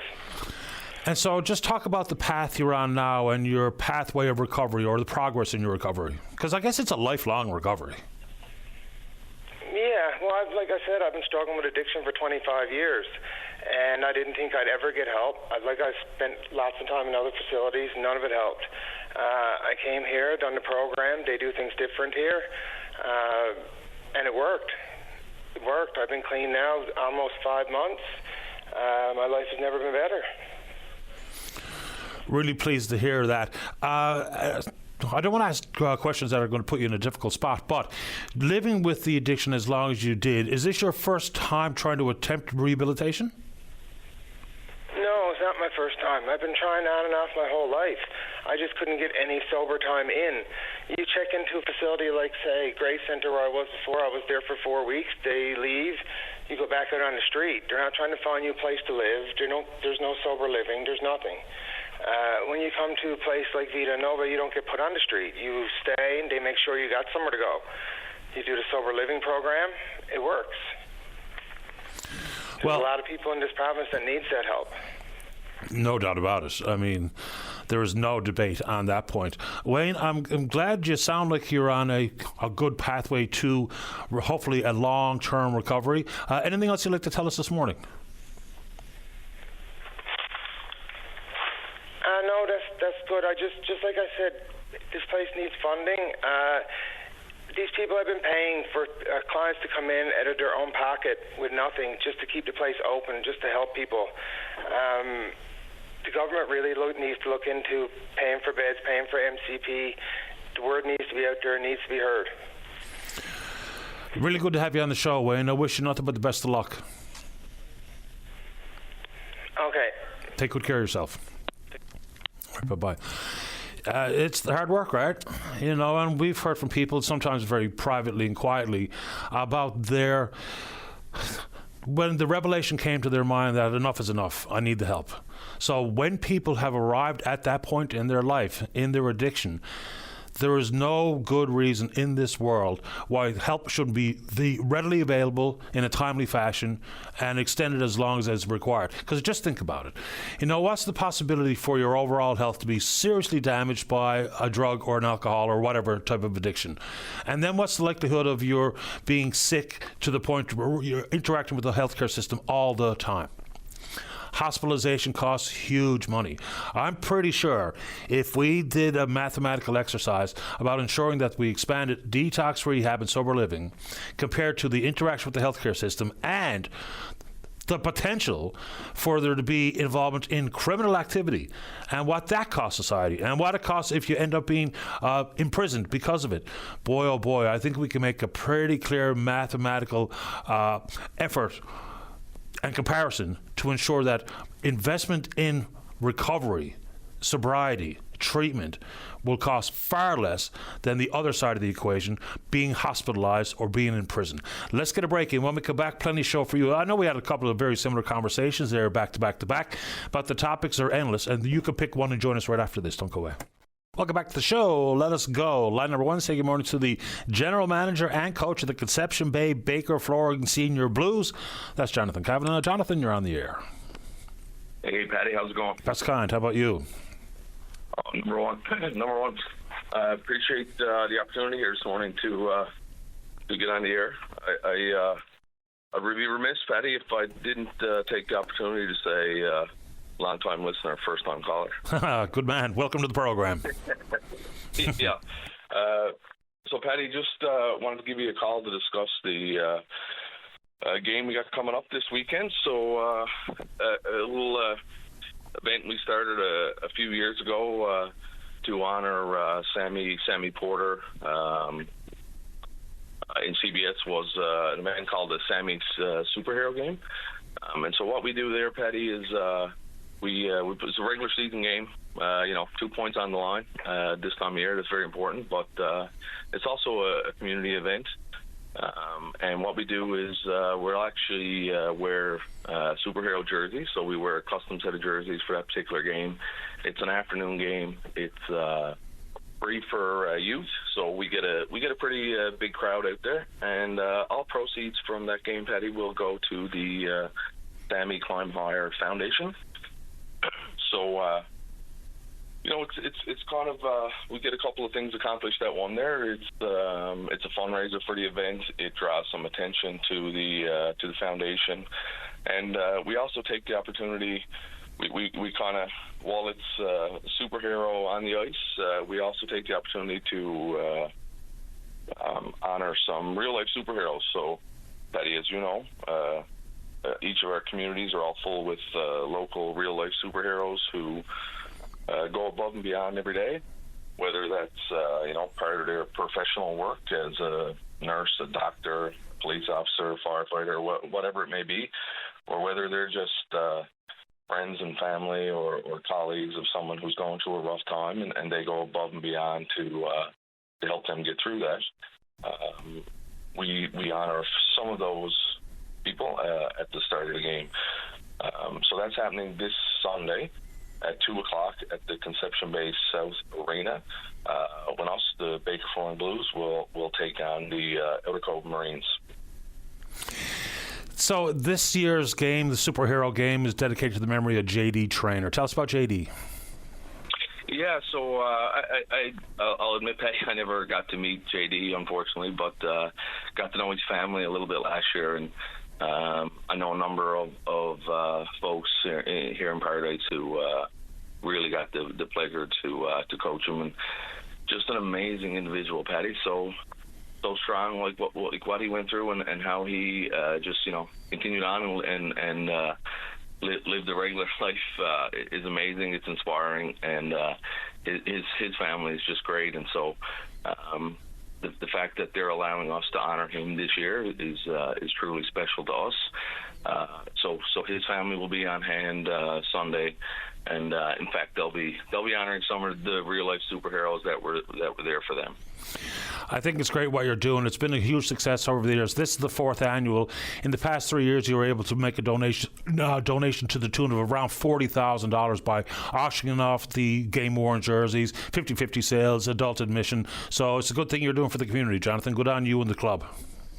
Yeah, I appreciate that, Patty, and the financial aspect of it is one thing, and we're certainly very proud of that. Obviously, you're no stranger to the senior hockey world yourself, and you're sometimes limited in what you can do. We've got we've got passionate fan bases, but they're not necessarily the same as a professional team, right? So you're kind of limited in what you can do, but we're so proud of what we've been able to do financially, but it's kind of, as nice as that is, it's really second to what we've been able to do as a community. The number of people that come out to this event each year, and the feedback we get is really special, and the players are just so proud to be a part of it. In fact, I've got a bunch of messages this week from our opponent this Sunday who are, they're excited to be a part of it. So, it just in every way possible, Paddy, it's really worked out to be something the Blues can be proud of. Hear, hear. Good to have you on the show. Good luck this week, and hopefully you get a massive crowd. Yeah, I appreciate it, Paddy, and I'd like to, while we're here, obviously you've got probably much bigger and more important things to discuss, but I'm sure it's nice to just relax and talk about hockey for a minute. But so, Paddy, we're also hosting the Allen Cup this year. So late April, the Allen Cup will be in CBS, which for those who aren't necessarily familiar, that's Canada's National Senior Hockey Championship. So Newfoundland has been fortunate to participate the last few years, and in fact, Newfoundland team has been made to the finals the last 3 years. And so we're very lucky that we actually get to host that this year, and fans will be treated to some unreal hockey. Many former, not just pro players, but former NHL players kind of jump on board with their local teams and aspire to win an Allen Cup. I know the history of the Allen Cup and what it means, but just like to tell fans to keep an ear out or to keep their eyes open, because there's going to be lots of information coming over the next weeks and months about the upcoming Allen Cup.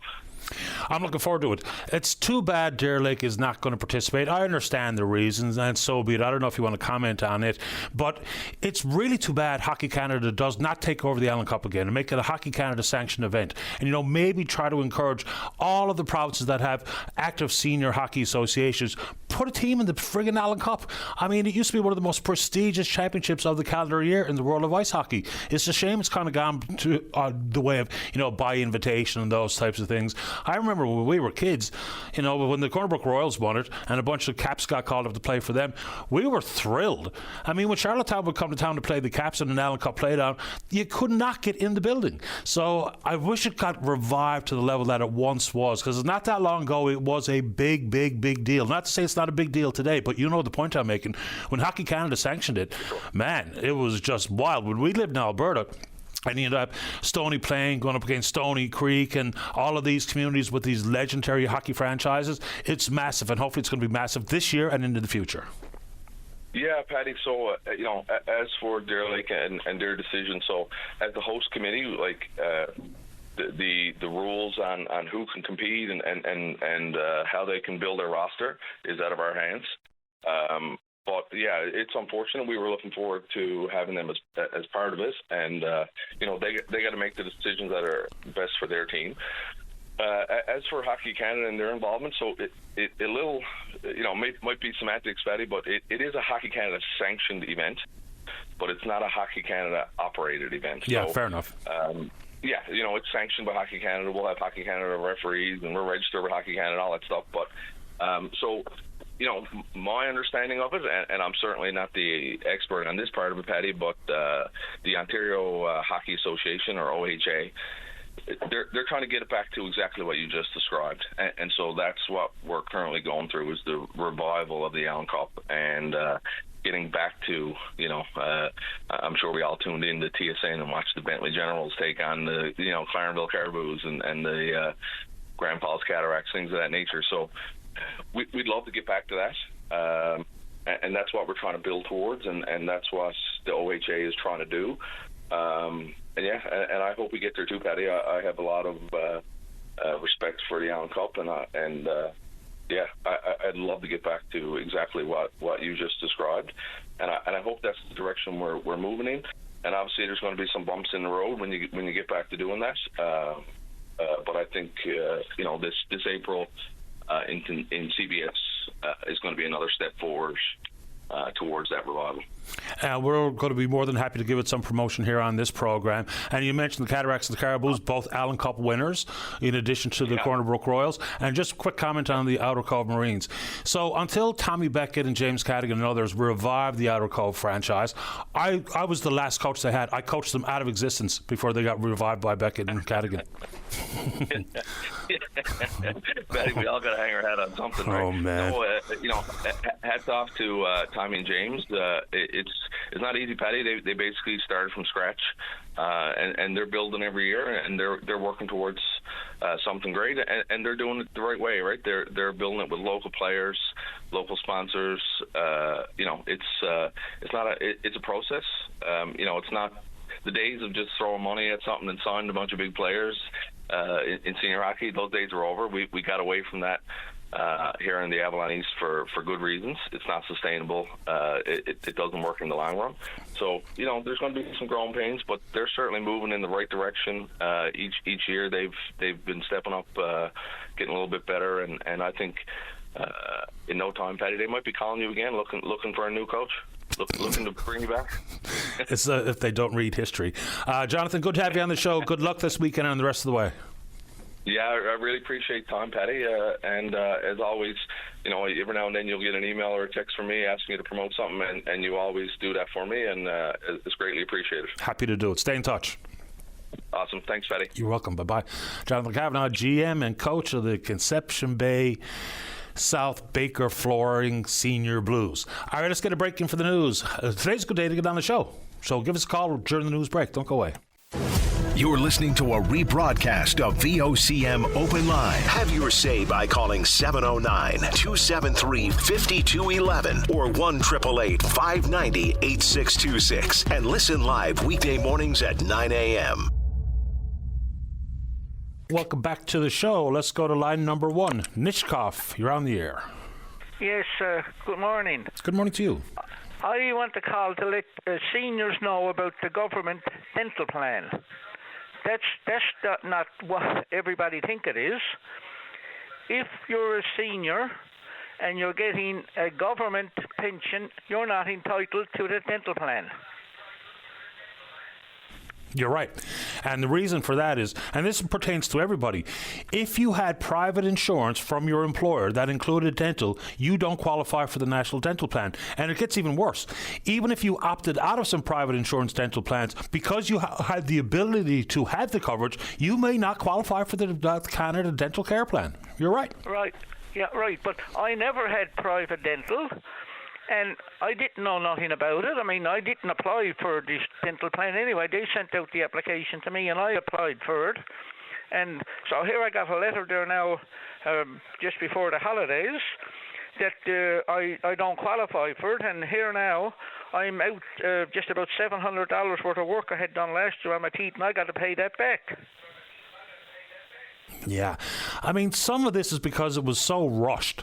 When the Liberals and the NDP had their supply and confidence agreement, the NDP wanted two clear things, National Pharmacare and the Dental Care Plan. And because time was of the essence and they were pressed for time, they rushed these things out.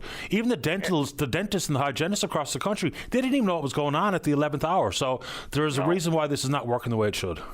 And I'd say there's a lot more people in the same boat that I'm in. No doubt about it. Because I didn't know nothing about it. I got this letter now a while ago, and here I've been going this past weeks calling all different departments till I finally got a hold of somebody yesterday that set me straight on it, that I'm not entitled, and I got to pay back that money. Yeah, for me it's unfair. If you were approved for eligibility, then that should be the end of the story.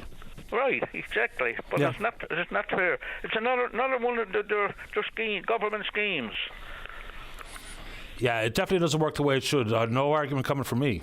No. So I just call it, let other people be aware of what's going on in case they don't know.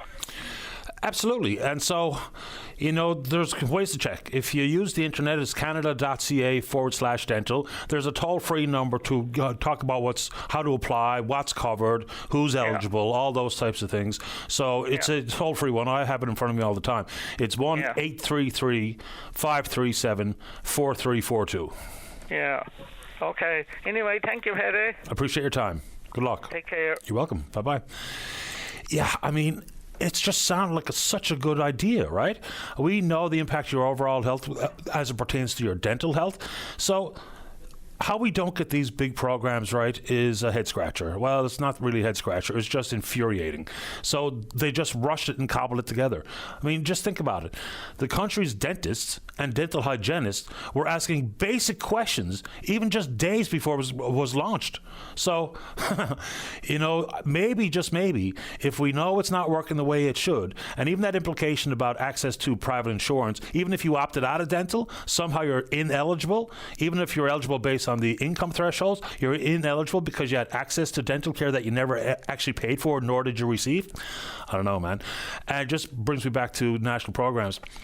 Someone at the government level is going to have to explain to me why we have not signed on to the National Pharmacare Plan.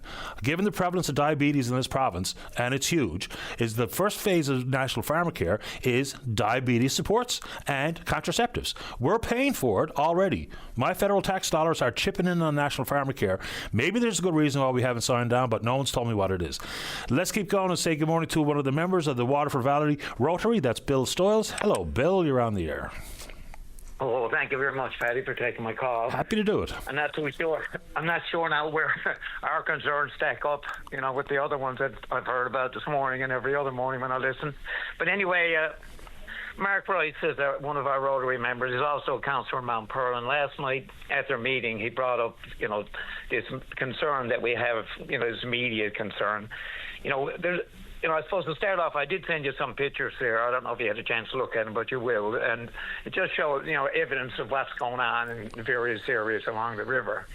And, there's a buffer zone along all freshwater rivers. It's 15 meters on each side of the river, which, gives the river room to breathe and, it protects it from, influence of development and everything else, and that's there obviously for a reason.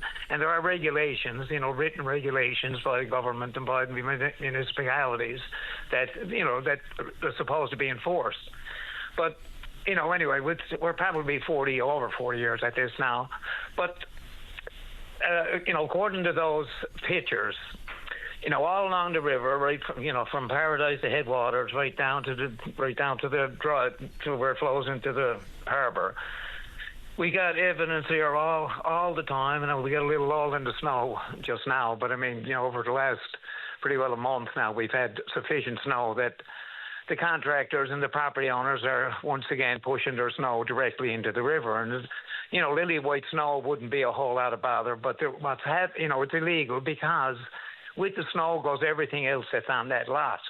In some cases, that's, parts of pallets and old oil tins and, whatever's on the property, including gravel and everything else, is pushed into the river. And, of course, when the spring comes and we start our cleanups, we're attempting to deal with, what's tied to the trees and everything. We got some of these recreational dealers up in the West End, and of course, unbeknownst to them sometimes, I mean, the styrofoam and the plastics that wrap the skidoos and the quads and everything, they blow off and they go over the bank and down, then they wind around trees and shrubbery and get into the river, and they create, you'll see one picture there where the river is pretty well dammed because of the influx of this type of material. But anyway, as I say, the regulations there that say you're not allowed to do this. And unfortunately, before Christmas, we started a little offensive on it. So we go and we find out that the fine for doing these type of things is $25 for the first offense. And most of these property owners are multimillionaires, so $25 now, Patty, would be like 2 cents to me or you, I suppose. So it's not a big deal. So, we need the fines to be appropriate and adequate. So, and, it's illegal. I don't know how, the fine should not be the criteria that their actions are based on. I mean, they're breaking the law. Anyway, so basically, I suppose, right now, through Mark in there and through our, Tom Davis and others at City of St. John's and through our, big crew and some of the people in Paradise, we have connections with all levels of government, and we've just about had enough of it, really. God, anyway, it's we get our cleanups on the go in the spring, and we get all kinds of cooperation from various community groups and things like that. And it's heartwarming to see that how people value the river, and we live on it kind of. So we see the walkers. I bet there's thousands of people walking, biking, hiking, skiing. This trail every day, and it's just not fair. And the other thing is, of course, is the natural habitat we got here. My God, we got all this beautiful river flowing through 3 communities, and my God, to treat it like it's a sword rain, by people who don't care. It's just not fair to the rest of us. Anyway, and so just I suppose the some of the things that have happened. I suppose if we just land extension. If you took a picture, an aerial view of the Waterford 50 years ago, and saw what land has been taken away by people backfilling, by businesses backfilling. When they fill loads and loads and loads of fill, next thing they got a place there they can put up a building, or they can put a bunch of trailers or do whatever. And of course, every time you put a shovel full of clay on the north side of the river, it pushes a shovel full of water on the south side of the river. And that's why all down in the lower extremes of this river and the Rennies and Virginia, you see the damage that's being caused because it's on supervised development up in the other upper ends of the river. And anyway, together we really got to stop this type of thing. I often hear you can't put the toothpaste back in the tube, so there's not much we can do about what happened before, in years gone by. But one thing we can do is to make sure that what we have left of the river and the environment around it, that it gets protected and and forever. Yeah, I mean, the $25 fine for first offence is pretty feeble stuff. And, that's a pack of smokes. But I wonder how many people, let's just say you made it $100. How many people are willing to be just so obtuse and to litter in and around that river or anywhere else, and they know better, and they just do it anyway? They know they're going to get away with it. I just find it shocking. This place is up to your eyeballs. When the snow recedes in the spring into the summer, it's shocking how messy this place is all the time. So you folks are doing really good work here. Even when some communities talk about the dumping in the backwoods and stuff, and some communities say enough is enough, and they put up some of those cameras in the woods to catch the folks doing the dumping, and then lo and behold, they were afraid to act on it. As opposed to the name and the shame and provide a significant fine, we just all turn a blind eye. Well, it's politics, I think, Pat. Patty, we've gone through that too. I mean, we've pulled up bags of garbage from the side of the river, opened it up, found, it's at number 22, such and such a street, and we give it to the city, and, a bit of rhetoric, and, they say that someone took the garbage and threw it over the bank. I said, oh my God, that's really crazy. And the other thing, I suppose, just in passing, is the doggy do, My God, we especially in the winter, in the summer, kind of, you don't notice it as much, but in the winter, when you got the snow, we usually ski, say, from the very eastern, up as far as Paradise, we cross-country ski. And, my God, it's so heavily going along the river and everything. And, and then you see this big blob of dog crap, And it's not, I suppose I would say right now I'd say we've seen probably 30 loads of dog crap between the Hill and Porter Bridge down there and say Paradise, and a lot of it disappears because if it snows overnight, of course, what was crap the day before is you don't see that till the spring. But when the spring comes, you can almost you could fill up an oil barrel for sure with the crap that's left along the trail. And I've often, said to the city and said, we need to have trail cameras, situated, appropriately and moved from time to time, because it's usually in the same spot. If people get on the trail, they get out, and, we've had dogs ourselves too. And I mean, I appreciate people who love their pets and everything, but they get out and, but down by Symes Bridge or whatever, they walk 100 feet, bang, there's a big load of crap. And then they walk, they don't pick it up, they walk back to their car and say, oh, good. Poor old Spot is fine now. he got himself relieved. But, and the litter, thank God, we got a bit of a handle on the litter along the Waterford. Now we're at it. And the thing, litter is like mice. If you don't deal with the first 5 or 6 pieces of litter, look out. People think that this is where litter is supposed to go, apparently, according to what I see here. So, we're trying to keep on top of that. We do spring cleanups and we try to do fall cleanups, and there's a lot of people now have joined in with us. There's some unbeknownst to us, because I go to an area and I say, God, we're going to have to clean this up. I'll go back next week and it's cleaned up. I say, oh, Jesus, what happened there, But anyway, it's, once again, Patty, I know that, listen to your show and the troubles that we got out. So I particularly love those couple of calls this morning about rehabilitation efforts, and the good news part of it, because a lot of the problems we got in society, including the litter, including lots of stuff, is caused by addictions, and we really got to take a firm hand in trying to do something with that. Anyway, in the meantime, that's I'm sure that's someone knows a whole lot more about that than I do, but I do talk about it to lots of people, and people, in that business as well, and they're just so frustrated with the lack of success they're having with the efforts that the government are putting into it. Appreciate the time, Bill. That's pretty well. Okay, listen, I thank you very much, Paddy. Thanks for all you do, my boy. My pleasure. Stay in touch. Okay, all the best. Take care. Bye-bye. It's Bill Stoyles, one of the Rotarians at the Waterford Valley. Let's get a break in. When we come back, Rob wants to talk about the urgent care clinic. I assume that's the one up on the old Stavanger building, or the old Costco building on Stavanger. Don't go away. Welcome back to the show. Let's go to line number 3. Rob, you're on the air. Top of the morning to you, Patty. Same to you. So I tried out that urgent care clinic there yesterday. It's not an emergency. My family doctor retired, so I'm still waiting on another doctor. So this is what I tried. And all it is another walk-in clinic. Disorganized. They don't even know what they're doing yet, and it's pretty frustrating when you go in. I still spent another 9 hours there yesterday. I was there at 8:30 in the morning, and it was just pretty unorganized and disorganized. I don't understand how they think it's a better thing.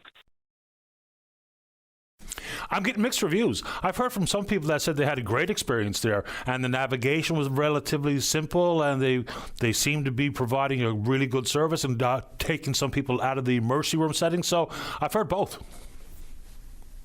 Yeah, no, I understand. Like for me, it wasn't an emergency. I didn't need to be sitting in an emergency room for 16 hours. But still, I went in there, and like the first day they were open, they had no idea what they were doing. And then I went in yesterday, which is the second day, so they had somebody giving out numbers, and they got 2 screening rooms, which should do a bit of a triage. And then you get registered, and then you just sit there all day again. It was just pretty frustrating to me. Yeah, well, I mean, I can understand that frustration, sure. And for me to sit there with a doctor in about 3 minutes, that's about all I had. And that was it, and I was gone. So I, spent 9 hours of my life that I'm not going to get back. Yeah. I mean, when things are new, there's probably going to be some gremlins in the system and some glitches in the matrix, but that's no real excuse. I mean, if it could be made better, more streamlined and efficient, obviously that's the goal. But it is a little surprising to me. I've heard people say, boy, that was an excellent experience, and I'm glad I didn't have to go to the ER for whatever ailed them. I need some stitches, whatever the case may be. And now I hear your review here this morning. Yeah, I'm just, I'm not really complaining or anything. I'm just saying I know it's a new system and a new routine and everything like that. But I was, when I got put into my room finally,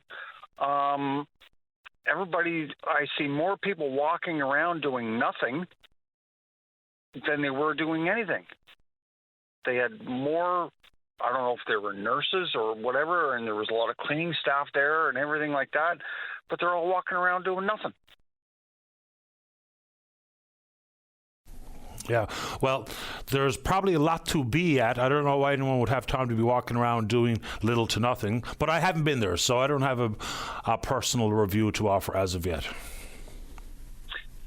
Yeah, I just say. Did you actually need something?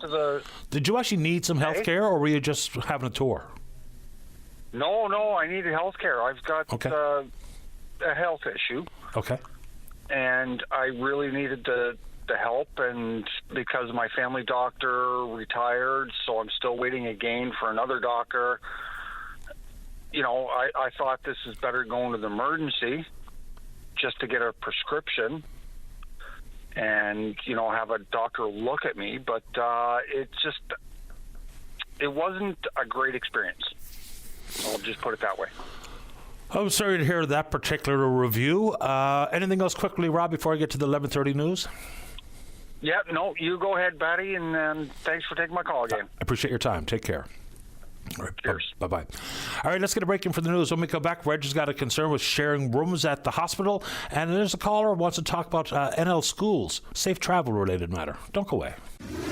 The Tim Powers Show. Join the conversation weekday afternoons at 4 p.m. on your VOCM. Welcome back to the show. Let's go to line number 2. Reg, you're on the air.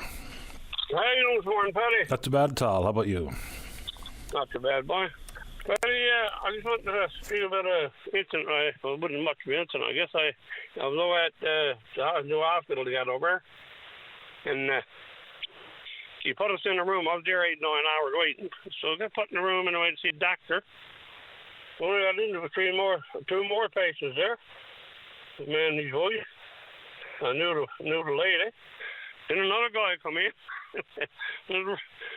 And the guy that brought in last, he said, boy, he said, I was in this room the other day. He said, Dad worked on it. He said, I mean, lungs. He said, drained food, drained off.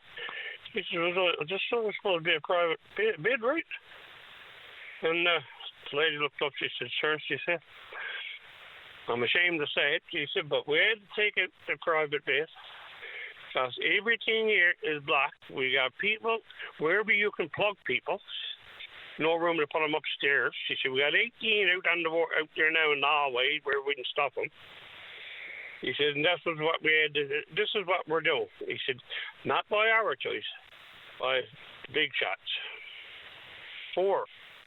So that was enough for the doctor to come in and dismissed it, having some problems there. And he was asking me all kinds of questions. He looked, he said, Mrs., he said, I got to apologize. He said, I didn't know this room was turning into this. He said, I am asking you questions that are very private, which it was, right? And in the room, 12 by 12, 4 people sat on chairs. And I spoke about it, and then a lady come in and give me a number, staff members. She said, there's no good for us to complain. She said, they do not listen. She said, do yourself a favor. She passed everybody a paper. She said, phone and complain. She said, see if we can get something done about this. Now, that's people that works there. So when I come home last night, I shot a little video of the 4 chairs. They stuck it on Facebook. I think the comment was there, but I posted on the view, who didn't read it. I didn't really care, but I posted, I said, isn't this a shame? I said, for the province of Canada, for the province of Newfoundland, and the city of Cornerbuck. 4 people sat in a room, 12 by 12, telling their medical history, and everybody listened to it. And that was all I said, right? Well, I did say something about the Liberal Party. I think Jerry Burns or someone over. It wasn't so much matter, yeah? But anyway, I got this morning, they removed it because they said they removed the poll because they said it could lead to suicide. So now they removed me from Facebook. But it's sad, though, eh? Yeah, I mean, I have the same or similar concerns. Even if you present yourself at the emergency room and go through triage, I mean, there's people right there listening to you. You know, it always does feel like maybe a little bit more of a privacy setting so that I don't have to, spill my medical guts in front of everybody. Yeah, she was looking at me and the stuff he was asking, like the doctor had to ask her because she was having chest pain, and he had to ask all those questions, right? And he said, my love, I'm sorry. Her and her husband was there. He said, I am sorry. He said, I was wondering what was going on. He said, why this room was like this? He said, because it was only yesterday I was here. And like I said, some of the staff was there. Because I seen that, and the staff working so hard, and I mean working, Paddy, they did flat out, not one job. They were doing whatever come. And, you know, the overcrowding at that hospital has been the story since day one. Yeah, it's just been a white elephant. Like, why would you build a hospital? You had a hospital with 240 beds, and build a big one, big, beautiful new one, as Donald Trump would say, only for less beds. Like, somebody wasn't doing their homework. You know, it's crazy. I think there's a similar conversation regarding the new mental health and addictions facility over by the Health Sciences. I mean, there are fewer beds in there than there was in the Waterford. Yeah, so see, it's not making sense, is it? You're not, you know, they're cutting corners, like, and I don't know, but if something soon got to be done, it's people are going to be start passing away in quarters and not even going to know they're passed away. I got an email this morning from a lady who has a loved one who was going to the Clarenville Hospital, was told that she didn't need to be hospitalised, was sent back home by the paramedics. She died in the driveway. That's sad, eh? Boy, oh Very boy. sad. The stories I get, man. Yeah. And so now, to have it all off, I just up this morning. Now, the wife went over with me. Well, I ended up going to Cornbrook about 8 o'clock, and my doctor said, no, you go right on the merge. Right? And so time she got home, that wouldn't eat, couldn't eat the hospital, so anyway, I got up this morning and found my wife on the bathroom floor, passed out. Well, anyway, I got her doing that, and I took her blood pressure, and her blood pressure was down big time. And I said, I phone an ambulance. She said, you can phone them, but you can go with them. She said, oh, I'm going to die. I'd rather die right here when they start up over in that hospital. She says, that's a disgrace. She said, I'm never walking in again. Sad state of affairs sometimes. It is sad. But like I say, I don't know how I was going to cost somebody to commit suicide by putting that post on it for bids in a 12 by 12 room. But you really don't have to put me back on Facebook. That's up to them, eh? But, you know, they don't even want people to say it. But somebody called in, I guess, to Facebook or the community. Well, the community service over took it off. I guess he didn't like it being posted about the lovely job, you know. It's not being run right, Paddy. It's sad. Yeah, it's some of the stories I hear on the show is one thing, but even some of the unbelievably sad, unnecessary stories that we get via email is mind-boggling some days. It really, truly is. And I'm not sure what to say. Reg, anything else before I take another call? No, that's it, my son. Appreciate your time. Thank you, Mark. No problem. Thank you, sir. All the best. Okay. Bye-bye. Okay. All right, let's get another one before the break. Let's go to line number 1. Caller, you're on the air. Hi, Patty. How are you today? I'm okay. How about you? I'm quite frustrated, and I'm hoping that getting my story public might give it the attention that it needs to get some action. What's going on? I am a mom to a kindergarten student. She started school in September at 4 years old. Since she had started school, I don't feel that the school board, and I want to clarify, it is the school board, not the school itself. They've been fabulous. That has not given us the support to take her safety and her needs seriously within the system. So my child was offered a spot on the school bus. When first couple of mornings, I walked her to the bus, got her ready. We came very close to being hit by a car on all 3 mornings. So I put in a request to have the bus stop changed. I wanted it moved to a safer location. A 4-year-old should not be in the middle of the road. We don't have a sidewalk. We have a curb or a shoulder of the road that is 18 inches wide. I live in the metro region. As I'm sure any parent can imagine, walking with their child in metro is difficult with sidewalks, let alone with an 18-inch curb. So I put in a request for the bus stop to be moved. I got an email back saying, we don't move bus stops because you're too lazy to walk to the bus stop, essentially. That's paraphrasing, of course. That terminology wasn't used, but that was the impression I got. I wrote a letter to the school board and asked how to appeal the decision and that I had serious safety concerns. I, in the letter, included measurements. I included photographs of the walk. I got a response back saying, we can't do that for every parent because if we change bus stop for you, every child is going to expect to have it changed. Now, here's the part that makes it a little bit unique. My child was 4 years old at the time. I'm required to go to the stop with her, and I think that's a good thing. I think parents should be at the stops much later than they are. But the bus travels in front of my house.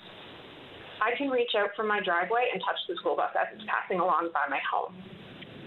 One day, while I was traveling to the stop, we were a little bit late that morning, and the bus driver pulled up behind me and told me that it was not safe for me to be walking in the middle of the road, to which I pointed out that I had nowhere else to walk because now we have snowbanks. He agreed that it wasn't safe and agreed to stop at my location. The school board became aware of it, decided that that's not acceptable, and removed the stop from the end of my driveway. So now my child and I have no choice, while there's snow on the ground, but to walk in the middle of the road in order to get her to the stop. I've been told that the stop is safe, and it is not the school board's responsibility to get the children to the stop, but they take responsibility the moment they step on the bus. But with all due respect to the school board and to all the people that I've been dealing with, that's not acceptable. It's not acceptable for us to get killed trying to get to the school. It is not acceptable that we have to walk in the middle of the roadway in order to be able to meet the requirement to get her to the bus stop. And as far as I'm concerned, I'm doing my due diligence as a parent by bringing these concerns to the school board's attention and requesting it to be moved in a manner that has been deemed responsible and appropriate by most of the people who've been involved. I have contacted an attorney, and she has read the letter that was written. She agrees. Over Christmas, holidays, I really put a push on it. On the last day of school, my child was not dropped off at her stop, not dropped off at any stop. In fact, she's had a 100% failure rate at getting off of the bus at the end of the school day. It has had a major impact on our mental health and well-being. It's had an impact on my child's mental health and well-being. And this is not the only safety concern that we have had since starting school in September. We've been at school since September, and we've already had 2 or 3 major safety concern issues that have been raised, and nothing has been done. And I think this is something that the public needs to know about and needs to know that there are other parents who are dealing with this. And I think government needs to act on this yesterday. So when the Department of Education says it's not their responsibility, whose responsibility do they suggest it is? The parents. The parents have to shovel off access to a school bus stop? Apparently. I don't even have anything to shovel because the curb is 18 inches wide. I understand. That's not enough for me to walk with my child hand in hand to get to the stop.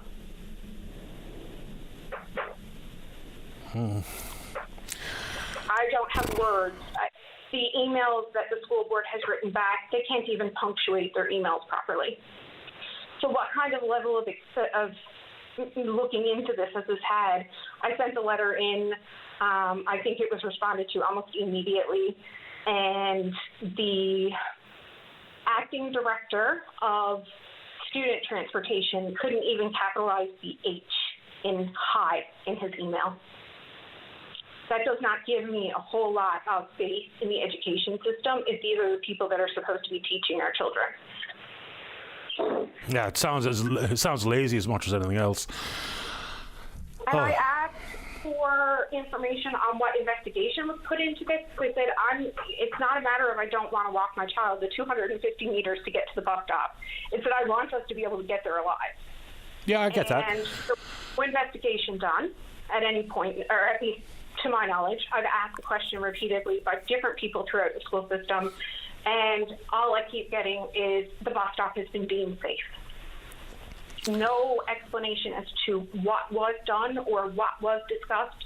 Nobody from the school board called me before the decision was made. And they've since told me that the bus driver that's stopping at my house is no longer allowed to stop at my house, even though he felt it was inappropriate for me to have to walk in the middle of the road. Can you do me a favour? Can you send along any of the correspondence you've had with the department on this one? Just send me an email with it. Pretty long, Patty. I don't think you have the most up-to-date stuff, but I did send an email there just before Christmas, and open line was included. Okay, if it was just before Christmas, I missed the last 2 shows before Christmas, and when I came back, I had missed somewhere in the neighborhood of 3,500 emails, which I'm still trying to sift through. So if you would be okay with it, if you resend it, I'll have much easier access to it, because my email inbox is a nightmare. Of course. I'd be happy to do that, Patty. Please do. I appreciate the time. I look forward to the email. I'll do some follow-up. Thank you so much. Have a great day. The very same to you. Bye-bye. Bye-bye. Yeah, and apologies for those who have sent me an email very close to Christmas and you haven't heard back. I do my level best to reply to as many emails as possible. I came in a couple of times during the Christmas holidays to try to catch up on emails, just to find that I had missed somewhere in the neighborhood of 3,500. I mean, and I'm a one-man show when it comes to that, so I'm doing my best to navigate. Let's take our final break of the morning. Don't go away. Welcome back to the show. Let us go. Line number 3. John, you're on the air. Good day, sir. Thank you for taking my call. Happy to do it. I just wanted to throw out a bit of information and also a bouquet at the same time. I hear you were talking about with people about, medical clinics and different services, wait times, etc. And I wanted to throw out a bouquet to the 811 service. I've been around Newfoundland all my life. I've never ever used the service until this year, and I was in a situation where I sort of had a flu that I thought was a bit above normal and wanted to get professional consultation, but didn't really want to go to an emergency room and tie up maybe something that where somebody was in, I'll say, a real emergency, or I didn't really want to go sit in the doctor's office for a long period of time. So a friend of mine just happened to suggest calling 811. Well, I did that, and all I can tell you is that an absolutely professional consultation, a lot of good questions. It was like I got calls back almost immediately about, steps that I should be taking. They prescribed the correct, medication for me to take and arrange that at my, nearby pharmacy. I did that all from my home, and therefore I guess I didn't clutter up an emergency room, you might say, in one sense. But I think that we need to kind of really let a lot of people know that this is a service that's available, and it is a tremendous service that you can avail of, and maybe prevent you from having to sit in a doctor's office for a long period of time or an emergency room. Absolutely. It has been very beneficial to many callers. Some people have kind of thought about maybe the wait times are a bit lengthier than they used to be. I don't know what a staffing issue might be at 811. So between that and opportunities like for virtual care and Medicuro and otherwise, we really do need to do a better job in articulating the suite of access there is to healthcare. I know there's huge problems with access to primary care. I totally get it. I hear the stories every day. But there are opportunities as opposed to trying to get an appointment at the clinic or trying to get a spot at the emergency room. So I'm glad you put this bouquet on the air today. Yeah, well, it's certainly my wait time and my experience was, like I thought, for the service I got, exceptional. And the fact that I could be in my own home and get this service basically through a phone call. And, I don't like to necessarily go in a room where I feel like I might be sitting around a lot of people who could give me maybe a worse flu than I had, or I might do the same for them. So I want to throw that bouquet out there and remind your listeners, this is something that if you have what I would call not a super kind of emergency, this is a great resource to use, and just putting it out there, and thanks to 811 for all that they do. I'm glad that you called this morning, John. I'm glad you got the good service as well. All right. And by the way, your point to about the staffing of 811, I don't know personally what the staffing is on that, but if it is low and that's causing wait times, then certainly that could be something that our government could consider as increasing staffing in this area if it means a little bit more relief at the emergency level room where they have quite a bit of serious stuff to deal with. Yeah, plus we've got a private contractor operating some of these services as well. Just important to note. Okay. John, good to have you on the show. Appreciate your time. All right. Thanks a million. You're welcome. Have a great day. You Bye-bye. too. Bye-bye. All right, good show today. Big thanks to all hands. And yes, we will indeed pick up this conversation again tomorrow morning right here on VOCM and Big Land FM's Open Line. On behalf of the producer, David Williams, I'm your host, Paddy Daly. Have yourself a safe, fun, happy day. We'll talk in the morning. Bye-bye.